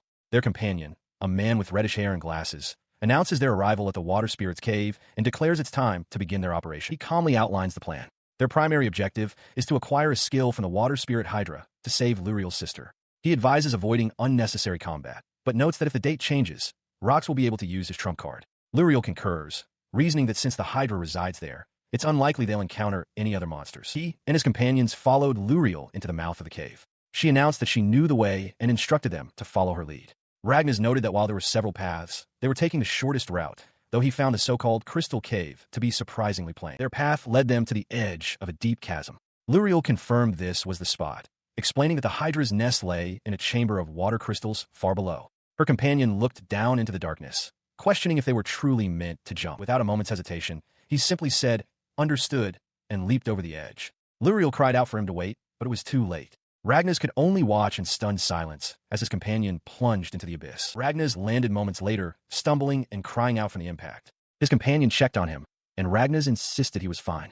Just then, Luriel pointed towards a glowing light deeper in the cavern, declaring they had reached the innermost chamber. She called out her sister's name. An image of her sister, turned to stone, filled Luriel's thoughts. She frantically explained that her sister was safe, but had been petrified by a skill crystal. Overcome with urgency, she pleaded with them to see if they could acquire the necessary skill right away. His gaze fixed on the source of the light. The cavern before them was bathed in a fantastical, otherworldly glow. He murmured that it was a beautiful sight, hardly what one would expect to find in a cave. An ethereal interface materialized before him, displaying his status. Ragnas is white, level 2, with various high-ranking stats, but 0 SP. Among his skills were level reset, random skill, and one named Elixir. His companion asked what had just happened, and Ragnas, a smile breaking across his face, confirmed his success. Luriel's eyes widened in disbelief and dawning hope as she breathed the name of the skill he had just acquired. Elixir. Ragnas catches Luriel's sister, cradling her limp form. Luriel, seeing her sister is still breathing, expresses her relief. He tries to move, but finds his legs unresponsive, a stony texture creeping up from his boots. The man with glasses notices, calling out his name in concern. Ragnas realizes with horror that he is being petrified. He clutches a ring, recalling its ability. The skill Elixir, which removes all status ailment from a target but transfers them to the user. He laments his mistake, having used it without fully understanding the consequences. Despite this, he tells the others that they can depend on him for what's to come. His body turns completely to stone. Luriel cries out his names, Rox and Keys, in anguish. The man with glasses watches, sweat beading on his brow as he tries to make sense of the sudden turn of events. He pieces it together, explaining that Ragnas must have used the skill Elixir to save her sister. The demerit, he concludes, was that the affliction would rebound onto the user. Luriel is struck with horror, realizing the terrible price of the wish she made. She desperately asks how they can save him, suggesting they find a second elixir. The man with glasses insists their priority is to escape with her sister. Just then, a woman's voice cuts in from behind. It is Urash, who remarks that she has finally caught up to them and declares that everyone present will be terminated. He shouts her name in disbelief, questioning how she has the ring and why she was petrified. Urash smirks, holding up the ring and revealing that she is the traitor for Locke's older sister. She adds that Keys was merely an alias, a fact well known in Lisbeth. Luriel listens, stunned by the revelation. His face contorts with rage. He accuses her of orchestrating the fall of the city of Wishside and turning her blade on Captain Ryuan's reinforcements. She responds with a wild, triumphant laugh, explaining that after fleeing with the remnants of Urash, she received a report from her brother, Furlock. She declares that beings like them were never meant to live in this world. It is only by taking pure despair from the Lisbeth royal family that they are given the value to live for the first time. Therefore, she concludes if they're told to die, they must die. The man with glasses stares in utter shock. He looks at her, his expression a mixture of disbelief and anguish. He cannot reconcile her words with the person he knew, asking quietly if she is truly his sister. He demands to know what she means, asserting that the clan's way is to follow his will. Urash coldly refutes him, declaring that his will is not justice. She argues that her way of life, where status is meaningless, is superior. With a chilling smile, she adds that the Lisbeth royal family and Furlock are the ones who decide how the common people are used. As Luriel recoils in shock, Urash continues her explanation. She reveals that to execute her plan, she had to eliminate the adventurers in Roingard, and that the Dancing Sisters were on her list. She adds that remnants of the traitor Commander Ryuan's forces are still at large, and she intends to deal with everyone together. He shouts Luriel's name, who nervously acknowledges him. He clarifies that the petrification ability belongs to Urash, not a Hydra. Drawing his sword, he instructs Luriel to take her sister and flee the cave, assuring her that he will deal with their foe. In response to his defiance, Urash summons a monstrous, multi-headed Hydra, questioning if they truly believe they can survive before such a creature. The man with glasses watches calmly, realizing that further words are meaningless. He turns his attention back to Luriel, asking her to help him gain merit for his cute sister. Flustered, Luriel insists she cannot abandon him, but he dismisses her concern, stating his preferences have changed and that Valencia is now useless to him. Understanding his resolve, Luriel agrees to fight. As she prepares to join the fray, he stops her, telling her to simply focus on not being defeated and to trust him. She agrees, her expression filled with resolve. His gaze then shifts, and Luriel cries out in surprise, "A Hydra!" He then reveals his true identity, Furlock Alucrit, 7th Division Commander of Elizabeth's 7 Stars. In turn, Urash introduces herself as Urash Ankriat, the 3rd Division Commander. Furlock declares that by his title of Sword Saint, he will defeat her. Urash merely smirks, retorting that as far as Elizabeth is concerned, he is no longer human. With his blade wreathed in smoldering embers, Furlock Alucrit activates his skill, Sword Enchant Crimson. Across from him, Urash Ankriat smiles with chilling confidence, conjuring a crystalline sword from thin air with geo-creation. She declares that the teeming masses below have become a feast for her eyes, and she will shape them according to her will. She challenges him, suggesting they cross blades to determine if her weapon is truly as fragile as he might think. Furlock maintains a stoic expression, questioning if she genuinely believes her sword can withstand his. In response, the two warriors surge toward one another. Their blades meet with a deafening clang, sending sparks flying through the air as Urash's confident smile remains unbroken. As their swords remain locked, she leans closer, her grin widening. "Not so fragile now, is it?" she taunts, her crystalline blade holding firm against his enchanted steel. Her taunt is interrupted by Almonica Planche, who shouts from a distance for Furlock not to look away. But Furlock's gaze is fixed on Urash. He tells her to look at him closely, warning that she cannot evade his attacks unless she is watching him, a fact he seems to have already confirmed. He has fallen right in her trap. With a knowing smile, Urash reveals the condition for her petrification. One must look into her eyes of the stonecrafter. As a stone manifests in the ground below, she unleashes her skill, Earthbind. Tendrils of earth erupt from the ground, snaking around Furlock's legs and binding him in place. He looks down, surprised, realizing he was caught precisely because he was watching her so intently. Immobilized, he can only watch as Urash mocks him, asking how he can possibly dodge her without looking. She launches another attack, Earth Bullet, forcing him to twist and parry from his rooted position. His blade deflects the projectile just in time. Face to face, Urash compliments his excellent reaction. Furlock, sweating from the effort, retorts, asking if that is all she has. His bravado fades as he sees her falter. He asks if she is all right, but Urash clutches her head, crying out in pain as a fragmented memory of her childhood surfaces. Her confident expression vanishes, replaced by a blank stare as blood suddenly pours from her mouth. Furlock can only cry out her name in horror, seeing the lifeless look of a corpse overcoming her. He struggles as Urash collapses on top of him, grunting for her to get away. As Almonica shouts Urash's name in alarm, he prepares a spell, an Earth Bullet, to push her off. He looks down at her unconscious form, a realization dawning on him. He understands now that, just like Captain Valencia, a Hydra is manipulating her. He grits his teeth, knowing that if he can't sever the black heart that Captain Valencia planted, it will be too late for her. Watching the scene unfold, Almonica remarks that her brother learned his swordsmanship by betraying Captain Scheenhausen of Lisbeth. A long-haired officer beside her asks if she is referring to his predecessor, Lord Malbus. She continues her thoughts, musing that the title Sword Saint is far more suitable for Captain Scheenhausen than for her own brother. However, she concedes that while Scheenhausen's sword skills are superior, her brother, Keyes, might be a little different. A memory flashes through her mind, a young Luriel battling a Hydra.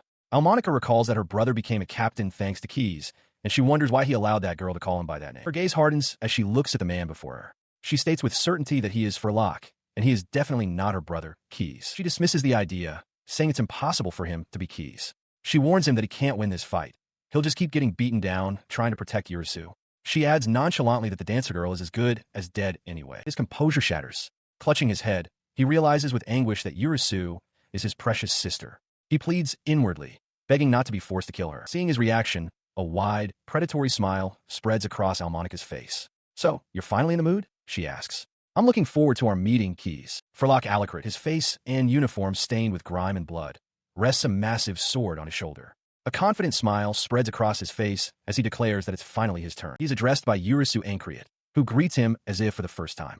She expresses disappointment, stating that after finally meeting him, it's a letdown to find him so injured. Furlock, clutching his wounded side, dismisses her concern, and his sword begins to emit a faint glow. He proposes they cross swords, imbuing his blade with a blue aura through a technique he calls sword enchant. Urash smiles, telling him to entertain her more than her brother Furlock did, though she adds she has low expectations. His expression darkens as he warns that she will regret underestimating him. Before she can react, he shatters her sword with a single, powerful strike. Urash's eyes widen in utter shock, only able to stammer, "What?" as her blade breaks apart. He laughs, declaring that he only needs to stab her as many times as she intended to stab him. He then lunges forward, thrusting the hilt of his broken sword towards her. The blow sends her reeling, but he presses his attack. He tells his big sister that he must teach her a lesson about consequences, promising to heal her wounds with his ice. He leans in close, explaining that this method will prevent her from bleeding to death. Instead, he will freeze the flesh around her wounds bit by bit, allowing her to savor the pain. His ultimate goal, he reveals, is to stop her bodily functions at the perfect moment to kill her. Urash grits her teeth, realizing with frustration that no matter how much she curses him, she cannot petrify him. Furlock stands over her defeated form, stating he will destroy her black heart next. He expresses a wish to meet the real her someday, before plunging his sword into her chest. Lying on the ground, a faint laugh escapes her lips. She muses aloud about her precious little sister killing her, admitting she never thought Furlock was such a fool. Furlock's expression turns somber. He touches his own face, stating that what she is to him, he is also to her. Kneeling beside her, he gazes at the black heart in her chest and vows that he will not forgive the one who manipulated Urash. He entrusted the unconscious Urash to Ryuan. Nearby, Luriel urged them to move quickly, declaring she would leave the girl in Ryuan's care. Furlock confirmed he was counting on him, stating he had something he must do. As Ryuan accepted the burden, his thoughts turned to Furlock's past words about searching for a place to die, and he offered a silent prayer to Alnatwak, the goddess of victory. As they moved, a violent tremor shook the cavern, sending shards of rock raining down from the ceiling. The force of the quake threw Luriel from her feet, and she cried out as she hit the hard ground. She scrambled back up, her expression hardening with resolve. She knew she just had to hold out until Keys arrived. As she ran, the ground beside her erupted from a powerful impact. The gravity of the situation settled upon her. If she couldn't endure, Ryuan and his sister would die. Her path was suddenly blocked by the monstrous form of a multi-headed Hydra. Realizing she couldn't possibly defeat the Hydra alone, she initiated a desperate gambit. With a flourish, she performed the Dragon Mist dance, Shadow Confusion, creating illusory duplicates of herself to distract the beast. The Hydra, however, was not deceived. It swatted her aside with contemptuous ease. Lying broken on the cavern floor, she clung to the belief that Keys would arrive soon and that he would surely be able to defeat the monster. From a distance, Ryuan watched, his thoughts trailing off as he considered Keys' situation. Luriel, meanwhile, pushed herself up, noticing the spot where the Hydra stood was now empty, save for a dark pool of blood. Confused, she looked around, wondering where the creature had gone. Her brief moment of confusion shattered into terror as the Hydra's heads lunged from the darkness, surrounding her completely. Trapped, bleeding, and helpless, she stared in horror, wondering what she could possibly do. On the ravaged ground, Luriel struggles, questioning how she could possibly win alone. The shadow of the multi-headed Hydra falls over her. Gritting her teeth, her face streaked with dirt and sweat, she lets out a defiant roar, refusing to be underestimated. In response, the beast's heads lunge forward in a devastating attack, a flurry of motion and snapping jaws. Luriel lands nimbly, a faint halo glowing above her head, but her relief turns to shock. The Hydra's heads, which she had struck down, begin to regenerate before her eyes. She stares in disbelief, wondering if they have truly revived. Her leg is caught, immobilizing her. As the beast's maws converge for the final blow, Ryuan suddenly appears, throwing himself in front of her to block the attack. Luriel can only watch, stunned. Elsewhere, it is revealed that Furlock was conscious even while petrified. He had witnessed everything, Urash and Luriel's desperate battle. He understood the words Ryuan had spoken before leaving. Now free, he stands beside Urash, a knowing smile on his face. He explains the situation, urging his companion to observe the Hydra closely. He states that if the creature's black heart is destroyed, its soul will be purified, and it will revert to its original form. This was the moment he had been impatiently waiting for. Back at the fight, Ragnas confirms he made it in time. A glowing wheel of characters materializes before him as he unleashes a powerful skill, shouting its name. Tenka Muzu. As Luriel calls out his name, he leaps toward the beast. He explains that this Hydra is a holy creature and must not be killed. His only target, he declares, is the black heart that corrupts it. He flies through the air, dodging the snapping heads. He knows he must find and destroy the black heart before the power of Tenka Muzu fades. The pressure is on. He must hurry. He lunges forward, his eyes locked on the dark, pulsating mass in the Hydra's chest. He realizes in an instant that this must be the black heart. With a powerful shout, he commands the beast to awaken as he drives his blade deep into the corrupted core, unleashing a brilliant flash of purifying energy. Landing softly, he glances back, wondering if he made it in time. The Hydra's violent thrashing ceases as its entire body begins to harden into stone. His immediate concern shifts to Luriel. He rushes to her side, urging her to hang on. Weakly, she gestures to her injury, confirming she is hurt. Kneeling beside her, he declares his intention to use an elixir to heal her at once. As he prepares the magic, thanking her for her resilience, his expression suddenly shifts to one of dawning horror. His gaze snaps back to the now petrified Hydra. He realizes the creature was merely being manipulated by Urash. With the holy beast now inert, the land itself will wither and die, a far more disastrous outcome. Luriel, looking toward him, understands. She realizes the petrification illness was Urash's doing, and that the Hydra was just another victim. Trusting his judgment completely, she accepts his words and thanks him.